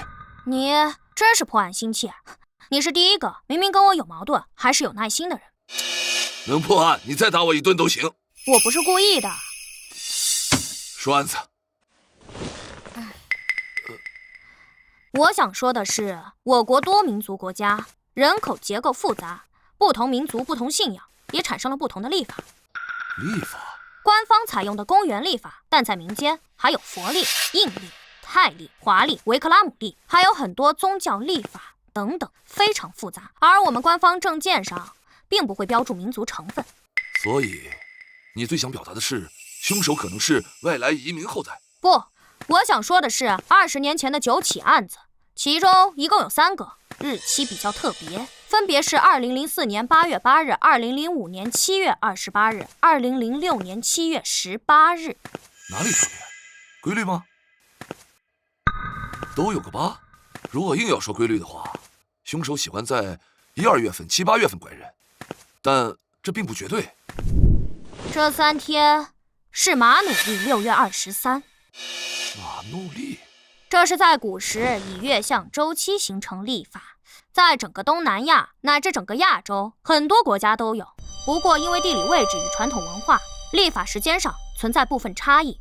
而在国际翻译上，这个历法它有一个统称，叫做传统阴历。同一天，阴历6月23，会不会很巧合呀？如果硬说是否有巧合可能，那当然是有的。但一共9案，9个失踪时间，其中有3个都是在马努历不同年的同一天，这未免也太巧了吧？每年可是有300多天呢。如果纯随机选择时间作案，连续3年同一天都刚好作案的可能性微乎其微。更重要的是，阴历6月23日第一次出现，并不是夹在9次的中间，而就是9起作案的第一次，是他变态失控的开始。之后无论每年做几案，6月23日必作案，这很明显证明了6月23这个日期显然是有某种意义。而我确认，按照马努历，6月23并非什么传统节日，也并非纪念日，相同历法的宗教节日也对不上。生日、忌日，显然是生日的可能性更大。如果真的是在谁的忌日作案，有祭奠的意义或复仇的意义，那么那些被害人的死法是不对的，选择的目标也很奇怪，只敢对弱小下手，他本质就是懦夫，怎么可能是为了祭奠谁，或者是复仇，铤而走险？而如果是生日的话，当然不是庆祝，而是凶手养成扭曲变态性情的一环。本来是庆祝的一天，他就感觉糟透了，这会放大他一直以来的负面情绪，走向极端，向无辜者施以暴行，从而一发不可收拾，彻底变态。有道理，非常有道理。但是，所以新的问题产生了。什么问题？你觉得在具备作案能力的前提下，在什么年龄段的人会更加在乎自己生日过得好不好呢？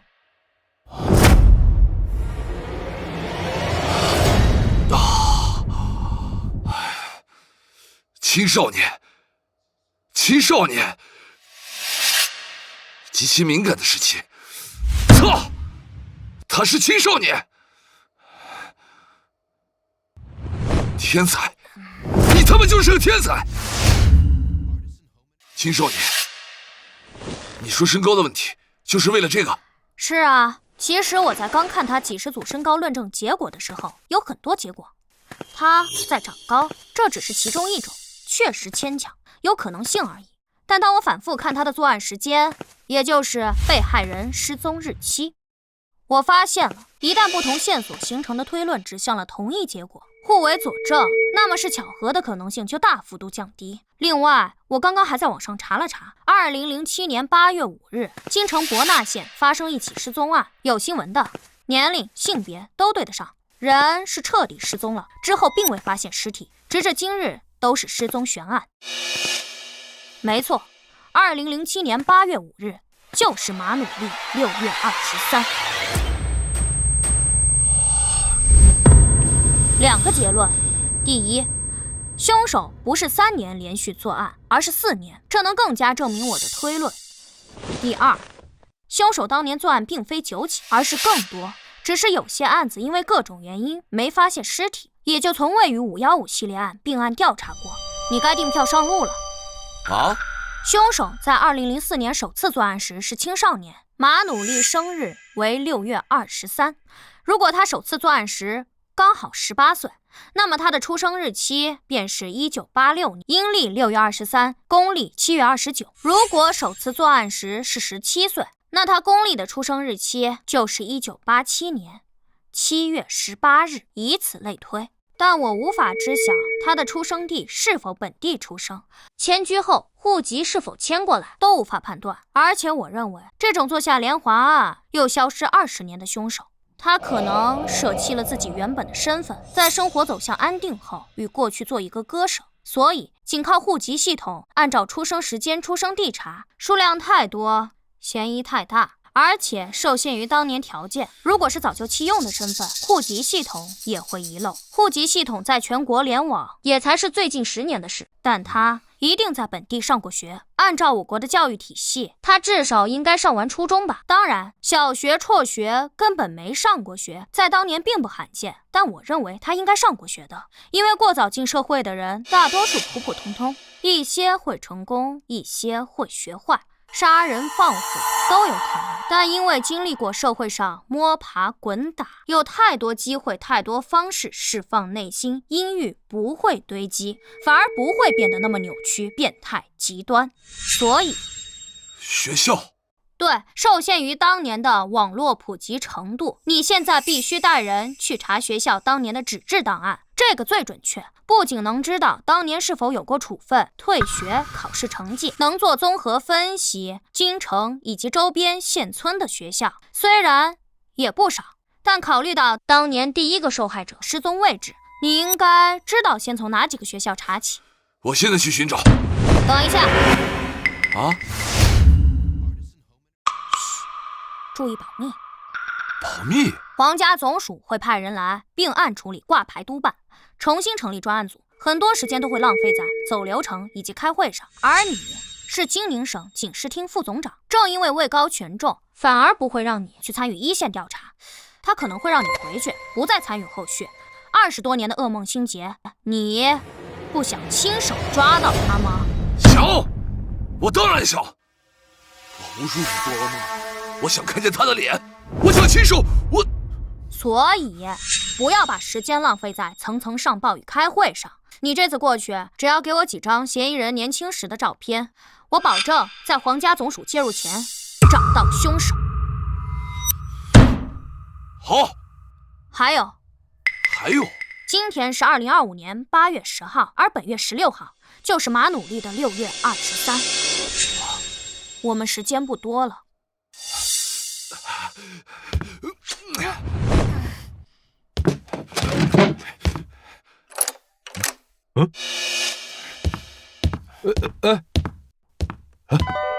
小南，他没找你麻烦吧？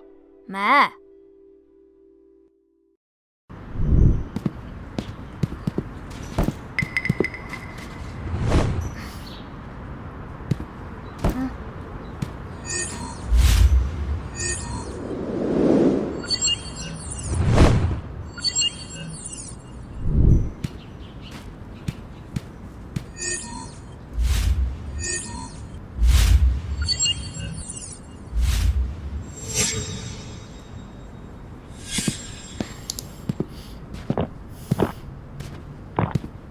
这附近能避开所有监控的路线，应该只有2条。丫头，等一下。小朋友，你这瓶子还要吗？哦，谢谢。这丫头长得可真俊啊！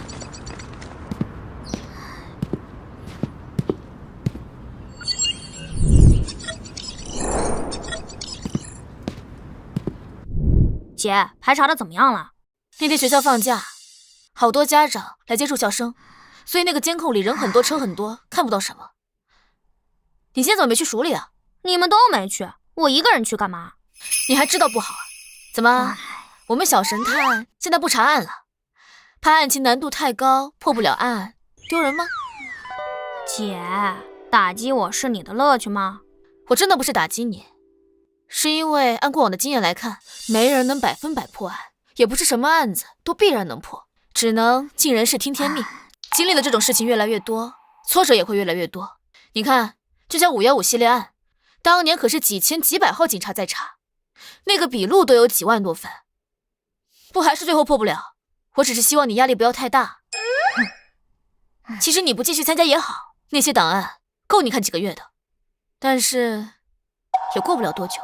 皇家总署会来人，到时候不只是你，我，还有你孙叔，都会因为犯了错误靠边站了。唉，姐，你怎么不骂我呀？骂你干嘛？我连累孙叔了呗。你说的什么话？明明是你被欺负了，我们为什么要怪你？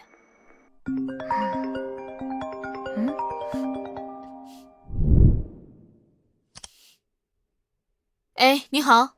吴新言同志，我是庞海。啊，庞总长，你好，不好意思啊，上次的事情我替我弟弟再次向您道个歉。不必了，他电话多少？我这儿没有他联系方式。庞总长，事情那么严重吗？别跟他计较吧。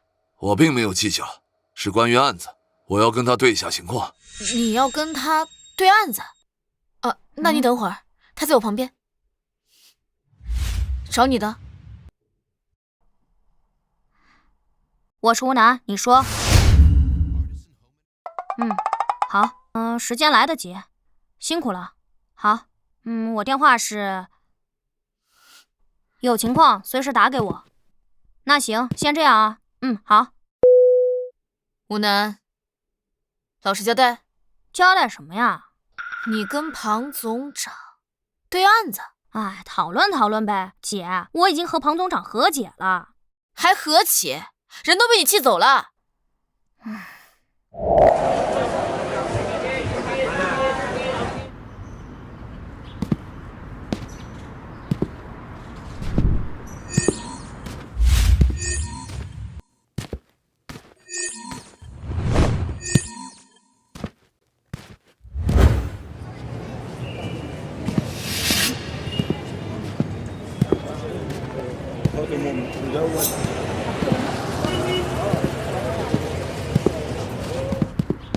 哎，小姑娘，你知道太峰巷怎么走吗？那边右转，第3个口就是太峰巷，有牌子的。好，谢谢。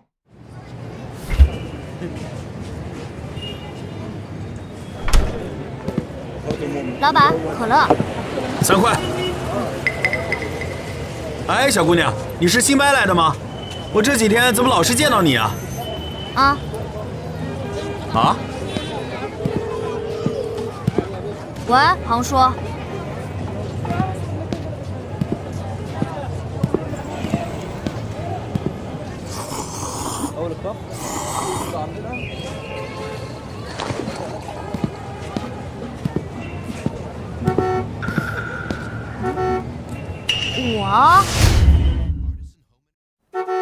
我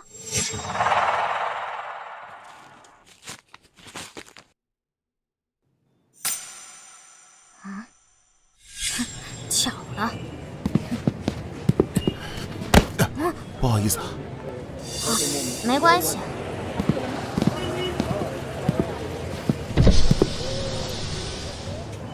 小姑娘，你一个人吗？怎么也不说话？别一个人在外面跑，赶紧回家。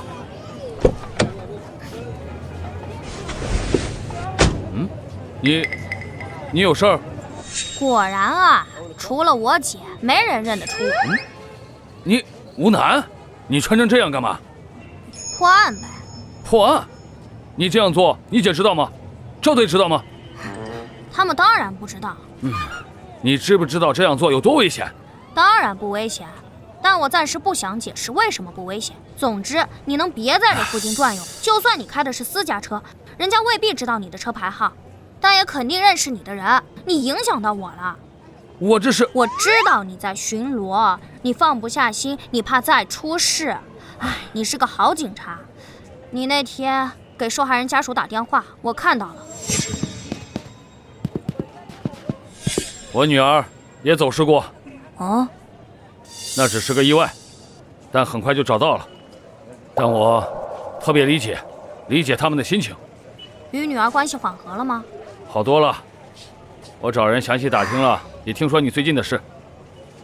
你确实是有本事，以前是我小看你了，但我还是会把情况告诉赵队和你姐，不可能让你再以这种方式查下去。大海捞针，毫无意义，且危险。并非大海捞针，你不理解我很正常。在我做汇报前，没人会理解我。有些异想天开了。我现在至少锁定了10几个疑似嫌疑人。谁？急什么？我抓他只有一次机会，这个凶手太重要，一旦抓错了，把真正的凶手惊走离开本市，恐怕就再也找不到了。所以我还需要等一等。你唬我的吧？牛皮吹上天了，就是不想我举报你。喂，庞叔。这次只有3张照片，还有档案，你看一下。好。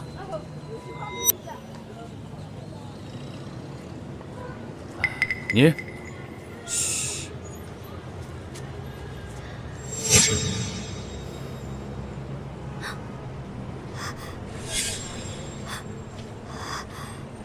找到你了。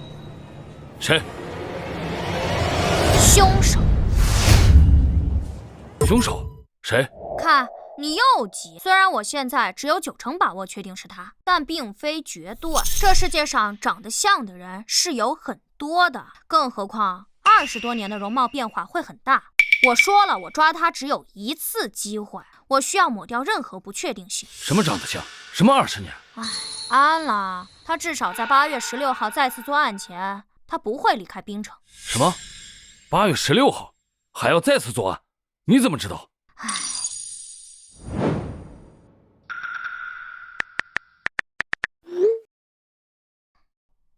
有支笔吗？有。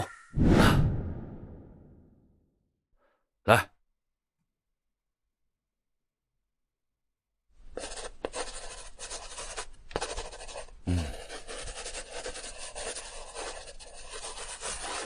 你到底……嘘。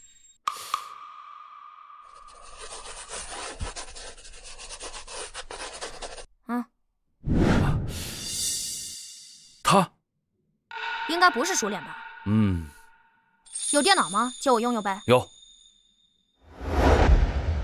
啊。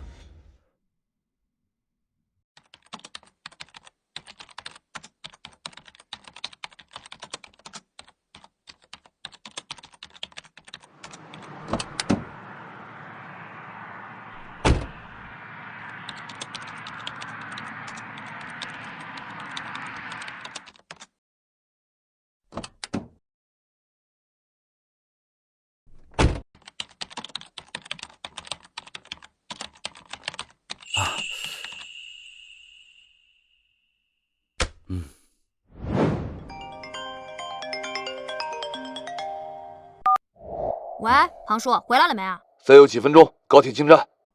啊，那我把位置发你一下，你看一下。你找到他了吗？确定是他？嗯，过来吧。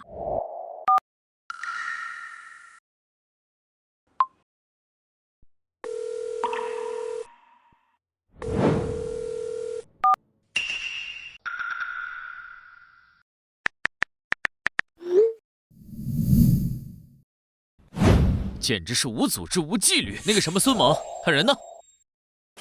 我让他回家反省了。你们滨城这是在搞什么？这可是世纪悬案，添一个孩子的就能破案，还把人给打了。金宁省的电话都打到总部了，你们知道这是什么概念吗？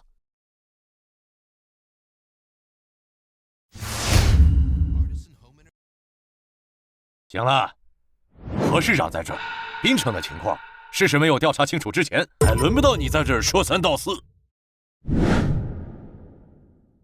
何市长、仇首长，滨城的问题，我相信你们一定不会徇私，该怎么处置就怎么处置。咱们还是继续开会，还是破案要紧呐。好，何市长，那我们周末还年轻，他不是冲你的。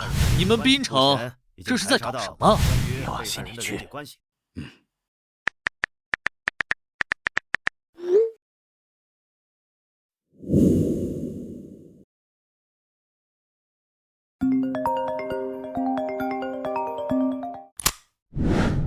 喂，小南。孙叔，什么情况？皇家警察总署来人了，署长让我们先躲躲，避避风头，免得到时候碰了面下不来台。这么快就来了？我姐说不是还要几天吗？秘密过来的，之前没人知道。主要是515案一旦重启调查，是会影响太坏。他们先过来了解下情况，再讨论并案公开的事。什么？没，暂时还没设置。等他们开完会，不是庞总长，是他身边跟过来的那个，把事情捅上去了。我看啊，他未必是为了庞总长好，本来双方都有责任的事，他擅自把事情捅上去。孙队，算了，跟你说这些你也不懂。你有事吗？今天没见，想你孙叔了？地址？什么地址？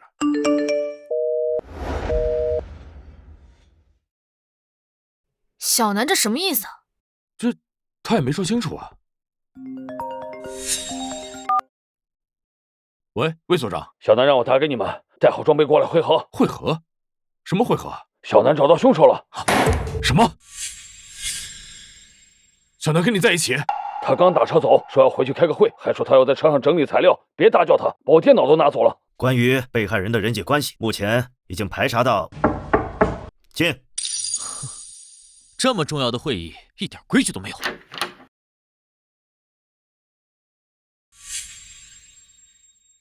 能换我来讲吗？我已经找到凶手了。凶手找到了。小南，哪个案子的凶手？小南，你别。805浅湾海滩腐尸案以及515系列案的凶手潜逃20多年，前后共害15人，我找到了。荒唐，连受害人数都搞不清楚。你们滨城，哎，大家坐，大家坐啊。小南，何伯伯，不信我？这不是伯伯信不信你，而是今天的场合非常重要。如果你包含我的私人调查，没人能说清楚情况。小南呐，伯伯就问你一句话：是纯推断，还是有确凿的证据？有证据，万分确凿。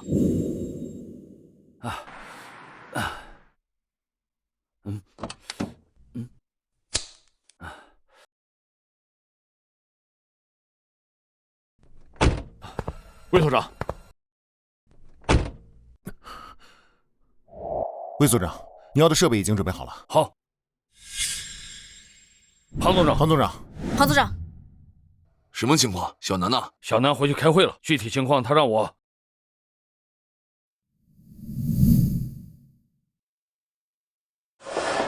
大家好，我叫吴楠，下面就由我向大家讲解针对805浅湾海滩腐尸案及515系列案的分析推理过程以及结果。开始吧。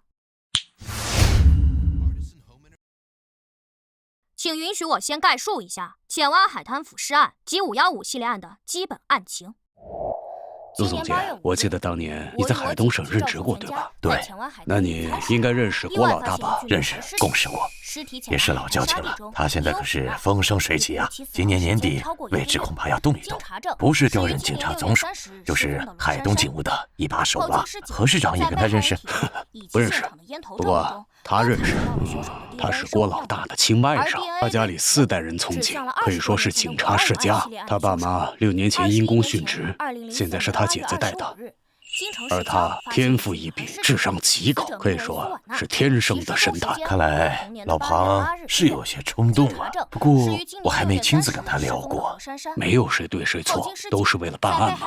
这小子的确是个好苗子，但所谓的天生的神探过誉了吧？515案当年我虽没参与过，但具体的办案过程我是清楚的。几千人破不了的案子，不过他小年纪在台上把案情分析得这么详细，却毫不怯场，已然是了不得了。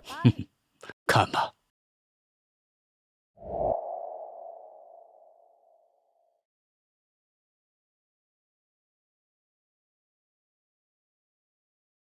以上便是515系列案以及805腐尸案的大致情况。下面我来说一下专案组方面的最新进展。大致情况就是这样，我现在也可以排除犯罪嫌疑人在店里的可能性。连续多日下午关店，嫌疑人就住在里面，我没敢靠得太近，防止嫌疑人突然下楼注意到咱们。好，那我来安排一下下面的行动。魏所长，你安排人先过去侦查一下，嫌疑人有没有在楼下布置监控？是。小沈，你才调过来没多久，犯罪嫌疑人就算下楼也不会认识你，你去。是。好。老孙，那边你去侦查一下。是。小吴，去那边侦查一下。好。我们有7个人，没问题了。小南还有什么安排吗？啊，小南说抓捕行动开始前他会联系我们。自案发后，赵叔从全市抽调警力，排查了罗珊珊失踪当天在相应时间段下出现在附近监控下的1375辆车，对非本人驾驶情况做了监控甄别。除了电话联络外，还走访调查394人，笔录509份，提取 DNA 生物信息116份，全都送往省府进行加急对比。另外，被害人的人际关系也排查了。小朋友，我不得不打断你一下，咱能别再重复了吗？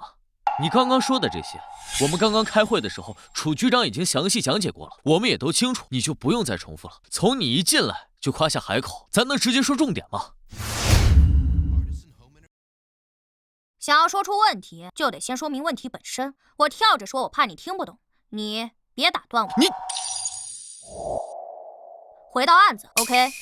既然你们已经了解了案情进展，那我就换个角度。其实从一开始我就不认为凶手是驾车作案，也不认为是被害人某个亲属的蓄谋作案，也更不可能是某个学生、家长、教职人员作案。预谋作案的可能性极低。先说预谋案的可能性分为2种情况。第一种，凶手认识被害者，打算趁着放学混乱时将人拐走。第二种，凶手不认识被害者，打算趁着放学混乱时绑架非指定目标，刚好选中了被害人。然而结合凶手过往作案习惯以及6月30日当天下午的情况，无论是哪种情况都不成立。太绝对了吧？放学混乱是因为当天放暑假导致的，人多车多意味着人多眼杂，甚至发生了大拥堵。附近多个路口有交警现场指挥。在这种情况下，我认为无论是拐卖者也好，绑架勒索者也好，亦或者本案凶手，选择谋划当天作案的可能性极低，其风险过高。基于这一点，凶手驾车作案的可能性也极低。首先是大拥堵，短时间走不掉不说，他的作案行为很可能被某个行车记录仪拍下来。其次是现场路况，车是无法开进附近巷子的，如果想要离开现场，必然经过某个主路口监控。而凶手既然是515系列案的凶手，那他就应该知道警方对他的侦查力度。凶手当年连续作案10多起，依旧逍遥法外。我必须假定他拥有极高的反侦查能力。我能想到的，他一定会想到，他不会给自己留下那么多的破绽。确实有点道理。那你又怎么确定凶手非其他同学家长或者教职人员呢？这未免太绝对了吧？因为凶手大胆。大胆？凶手处理尸体的方式是埋在浅湾海滩的岸边，那可不是什么荒郊野岭。凶手并未毁尸灭迹，甚至留下了自己的 DNA 生物样本，包括那颗烟头里。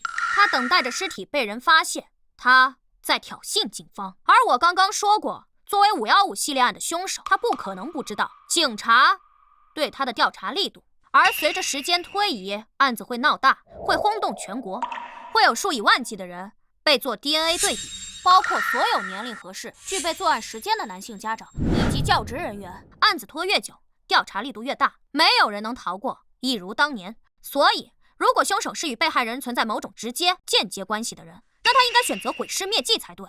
可他没有，更不可能会被专案组拿到 DNA 样本。可我们偏偏找到了。你听得懂我在说什么吧？照你的意思，检察组就不用再查了。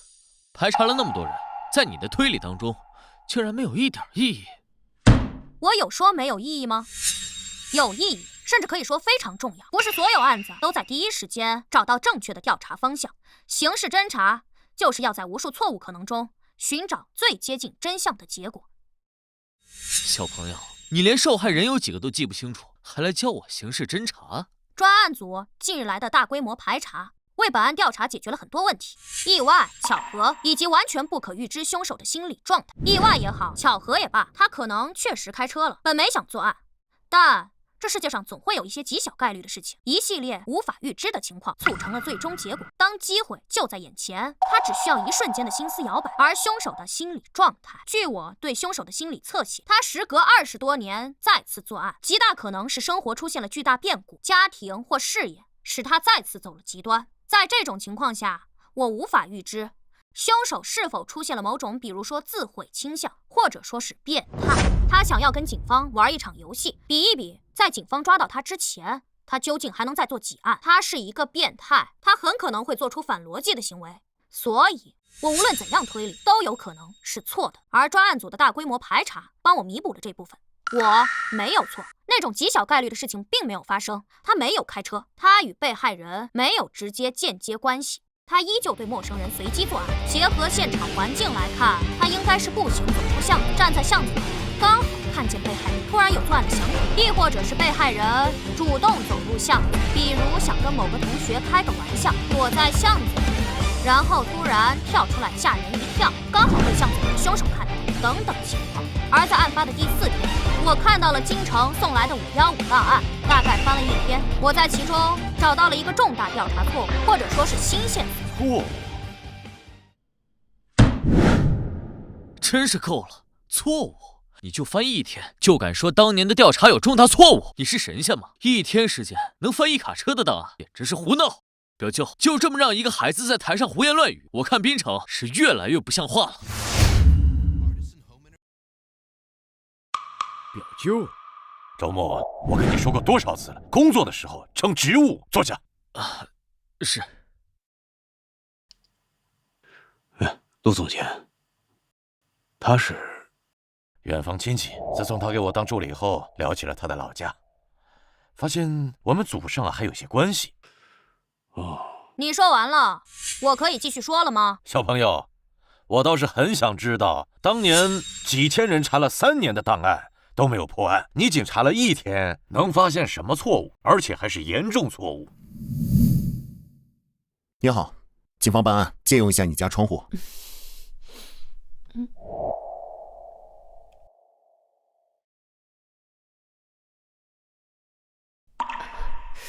警官，对面是有坏人吗？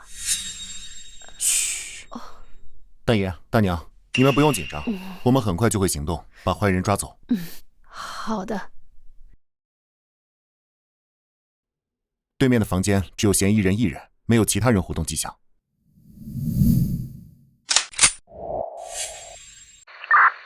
对面的房间只有嫌疑人1人。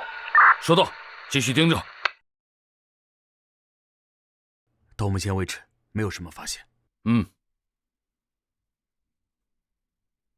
魏组长，环境比较复杂，我们得这样过去。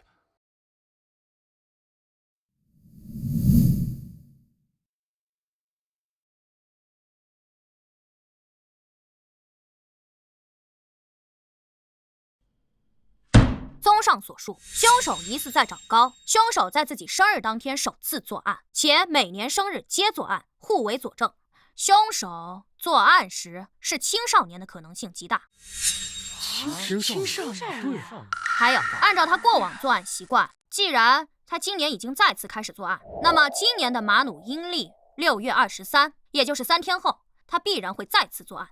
青少年，对呀，青少年。楚署长应该马上派人，哦不，总监，我立刻带人去金城，亲自调查学生档案和当年的户籍。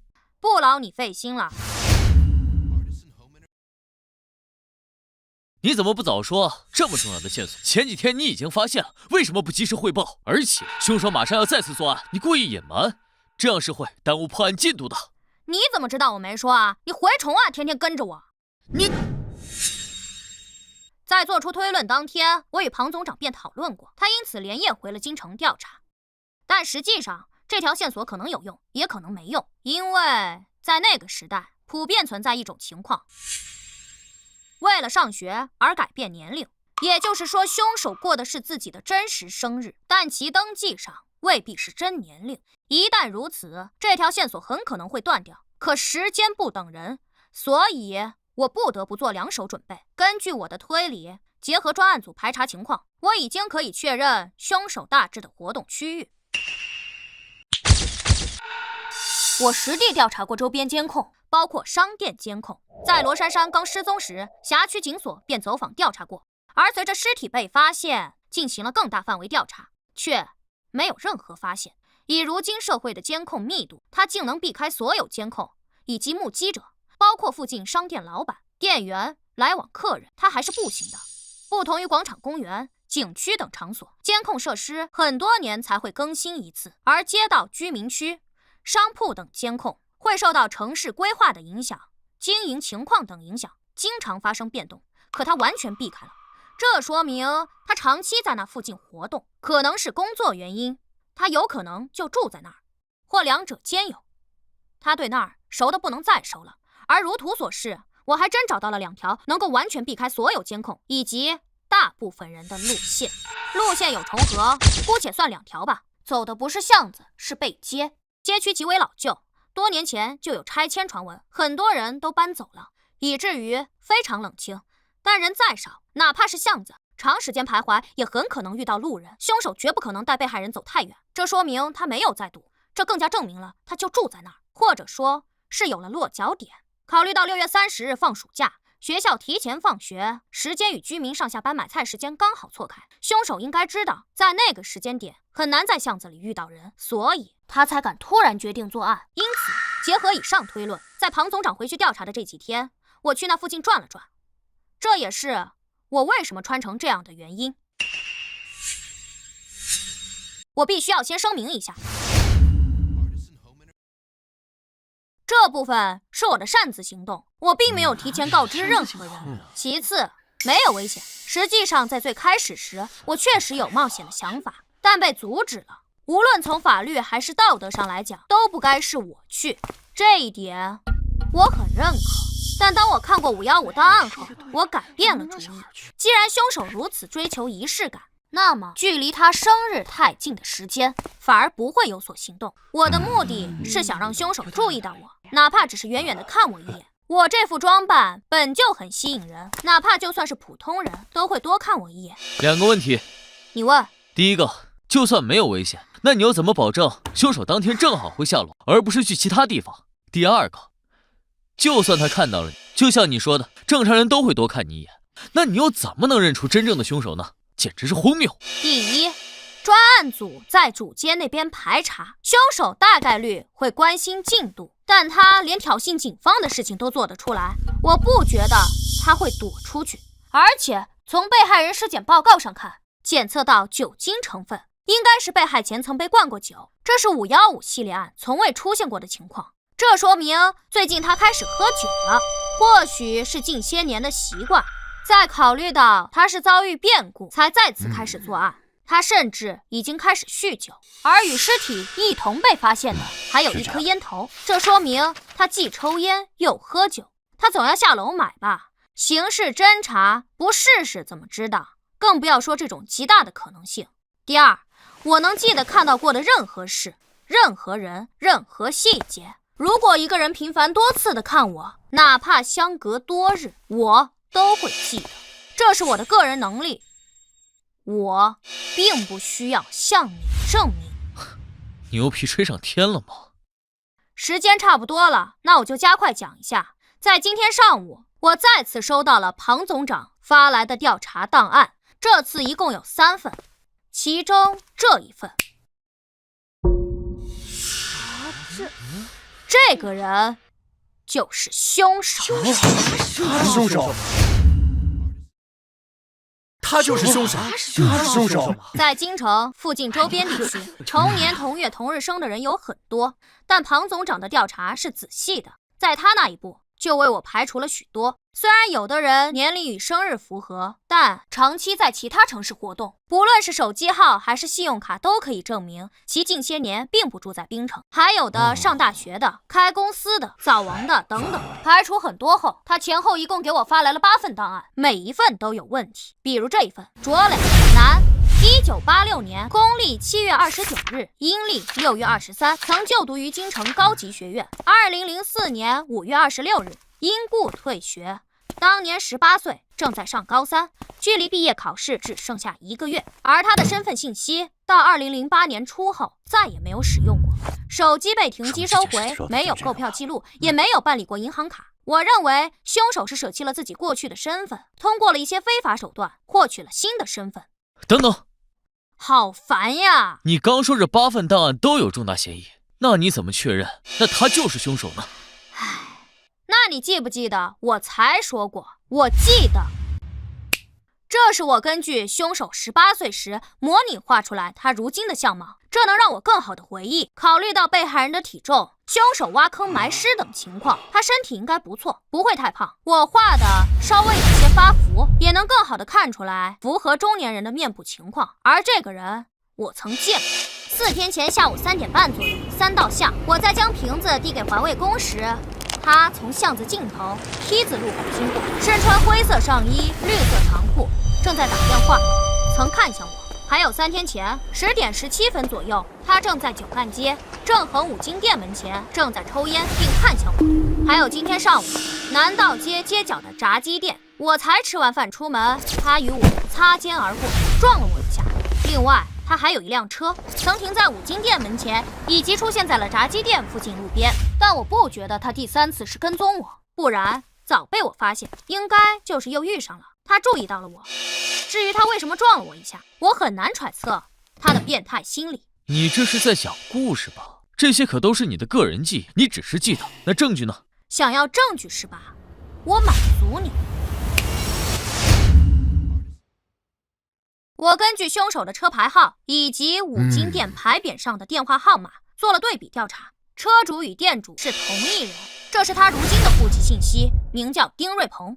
通过网络追踪，我找到他的社交媒体账号等信息。我虽然坚信我的记忆，他现在的户籍照片与我画的极其相似，巧合的可能性微乎其微，但抓他只有1次机会。我还需要更确凿的证据，比如这个，这是他去年7月28日的社交动态，却不是他如今证件上的生日时间，而是马努阴历6月23。他依旧在过自己的真实生日，并一定对亲朋撒过谎，编造了日期与证件不符的原因。就比如说，当年为了上学而改了年龄，桌子上有2只碗。根据户籍信息，他3年前就已经离了婚，前妻已经离开本市，2人无子女。而从他3年前更新的动态来看，这个给他做饭、陪他吃饭名叫小玉的女人，就是他3年前的出轨对象。而今年的5月17日，他发了这样一条动态，2人必定闹掰了。虽然无法知道具体发生多大矛盾，但这不重要。仅从容貌、生日、近期变故等等情况来看，我不相信还有任何巧合成分，他就是凶手。而让我更加吃惊的，凶手的变态程度竟然超乎我的想象，他竟然在网络上留下了他作案的直接证据。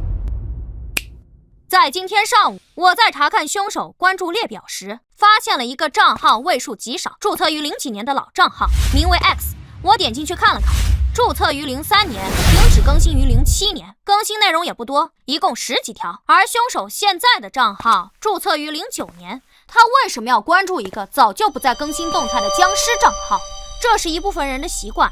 当一个人持有多个同平台账号时，为了怕忘记老账号以及小号的登录信息，所以选择自己关注自己。而我当时便认为，这个账号就是他当时学生时代的号。我通过了一些技术手段登录上了这个账号，在里面找到了一个隐藏的私密相册，包括他今年6月初上传的罗珊珊在内，一共14名被害人被害过程的照片，被害人一共15个。2004年第一案的被害人照片并不在其中，这应当是他首次作案时还没有具备拍照功能的手机和相机，第一次是在极端情绪下作案，而之后他特意去购买有拍照功能的手机相机，为第2案做了准备。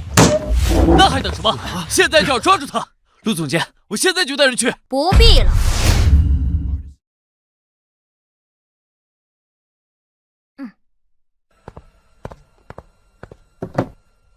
专案组已经在行动，滨城刑侦总队刑警吴新言，重案1组组长、副总队长孙猛，滨城三龙警所所长魏庆年，金宁省警视厅副总长庞海，以及多名三龙警所警员已将嫌疑人住所包围，即将采取抓捕行动。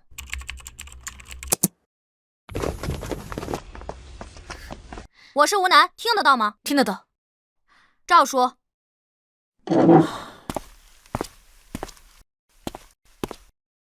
我是赵成龙，收到请回复。收到。现场情况如何？已经勘察周边地形，并且向社区了解过他的近期情况，封锁了2个路口，对嫌疑人房间进行了隔窗侦查。目前只观察到嫌疑人1个，未发现其他人员存在，无法确定嫌疑人是否持有武器。随时可以开始抓捕行动。行动。是。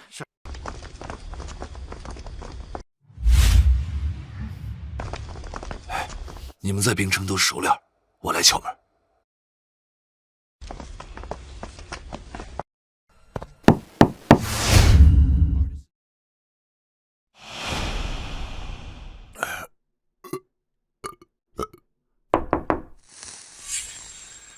谁啊？水务公司，之前给你打过电话，换智能水表的。来了。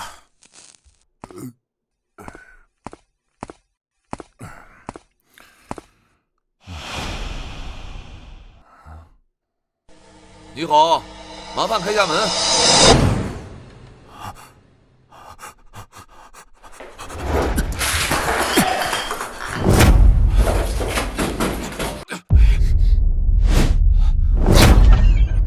别跑！小吴，这边。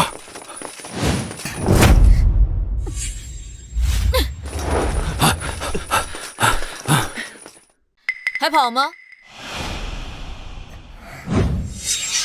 想死的都给我滚开！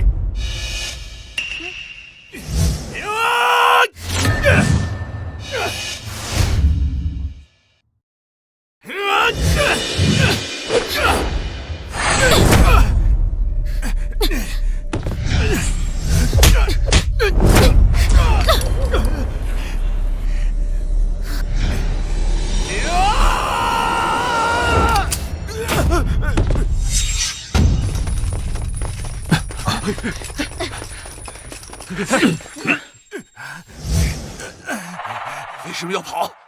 为什么要跑？说，你是不是认识我？庞海、徐作泽、周勇、江德、叶桂兰，20多年了，你们还没有放弃找我？这些名字是？这是515系列案的骨干刑警，在515专案组结束调查后，从各地抽调来的精英离开，京城方面却从未放弃过，每隔几年都试图重启案件，包括私人调查、追凶20年，他们从未放弃过。报告队长，抓捕任务成功。收队。那么时间啊，那可是整整20年啊！哎呀，精彩，太精彩了！天才啊，真是天才呀！厉害！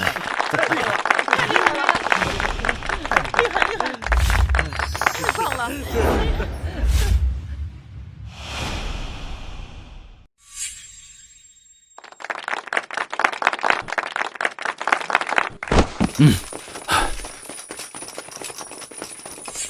报告队长，抓捕任务成功。收队。姐，翻窗姿势要帅，都看着呢。为什么要跑？为什么要跑？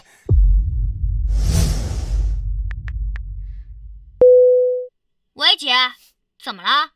你知道我会翻窗？推算的呗。别跑！你动作最快，身手最好。你知道庞总长会去敲门？他有执念。你勘察过地形？没特意再去看，这几天在附近转，所有的地形建筑我都记得。所以你提前推算出庞总长会主动提出去敲门，推算出嫌疑人会因为认出他翻窗逃跑，也推算出我会翻窗追他，让你孙叔在路口等他。是啊，姐，你弟我厉害吧？小南，怎么了，姐？你忽然间让我觉得很害怕。害怕？怕什么？放心吧，姐，只要有你在，我永远都会是个好孩子。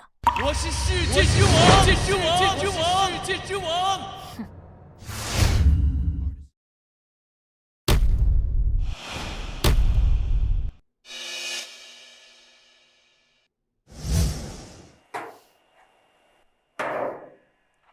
DNA 比对结果还有1天就出来了，哪怕是零口供，也够枪毙你几10次了。交代吧，为什么？时隔20年，你又带走了一个无辜的生命。我那天心情不好，他把我的钱全都卷走了呀！张玉那个贱人，我为了他离婚，他就迟迟不肯嫁给我。这么多年，他花钱大手大脚的，他还骗我说什么买房，他跑了呀！你他妈就因为这样杀人啊？小吴，别冲动，为这种人犯错不值得。他是人吗？他是个人渣，是个变态，他不配！别打我，别打我，我交代，我跟什么都交代。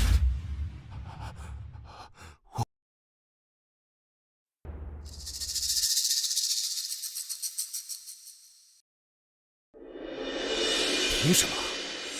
我又做错了什么？他们根本都不要我。那个贱人，他宁可把钱给那个野种花，都不愿意给我交住院费。他说看见我就觉得我恶心，看见我像看见了个狗东西一样，他想吐，他后悔把我给生下来。所以呢，就是因为你父母对你不好。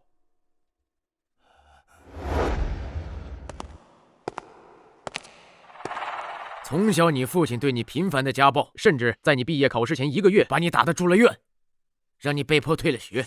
你母亲也更偏爱她出轨生下的那个女儿，也就是你同母异父的妹妹。你感觉不公平，两人还在你住院的时候，因为医疗费过高大吵了一架，双双抛弃了你，把你留在医院里自己等死。对，对，我感觉糟糕透了。我越想越觉得，那这是你伤及无辜的理由吗？你根本就不知道，我活在地狱里，他们把我当狗一样看待。我活在地狱里，地狱里，地狱里。你要是真活在地狱里，你就不会遇见一个好的医生，为你付了所有的医药费，出院的时候还给了你一笔钱，对不对？是你说的吧？啊，是你刚才说的吧？是，你选择了记住所有不好的回忆。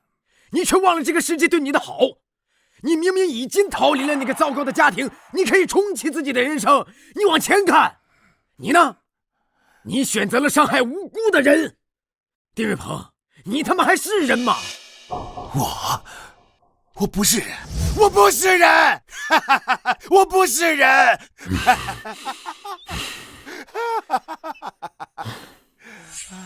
第一案后，为何还要做第二案？紧跟着后面所有的案子，把具体情况说一下。为何？为什么？愉快呀，非常愉快，这种感觉我从来都没有过。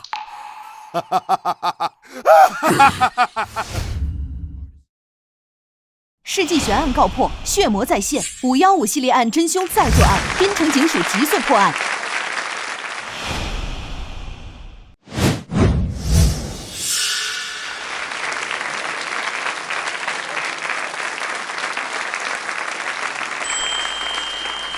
哎，那个吴警官，怎么了？说起来，我应该叫你一声学姐呢。咱俩一个高中的，我比你小2届。是要我电话号码是吧？小南跟我说了。不是，我不是要你电话。吴警官，你看能不能把南哥电话给我？啊？我问他要了，他嫌我烦没给我。你自己不也是警察吗？想要他电话号码，去警务系统查不就知道了？哎呀，我查过了，他很奇怪，系统里的关于他的联系方式都被删除了，所以他很神秘。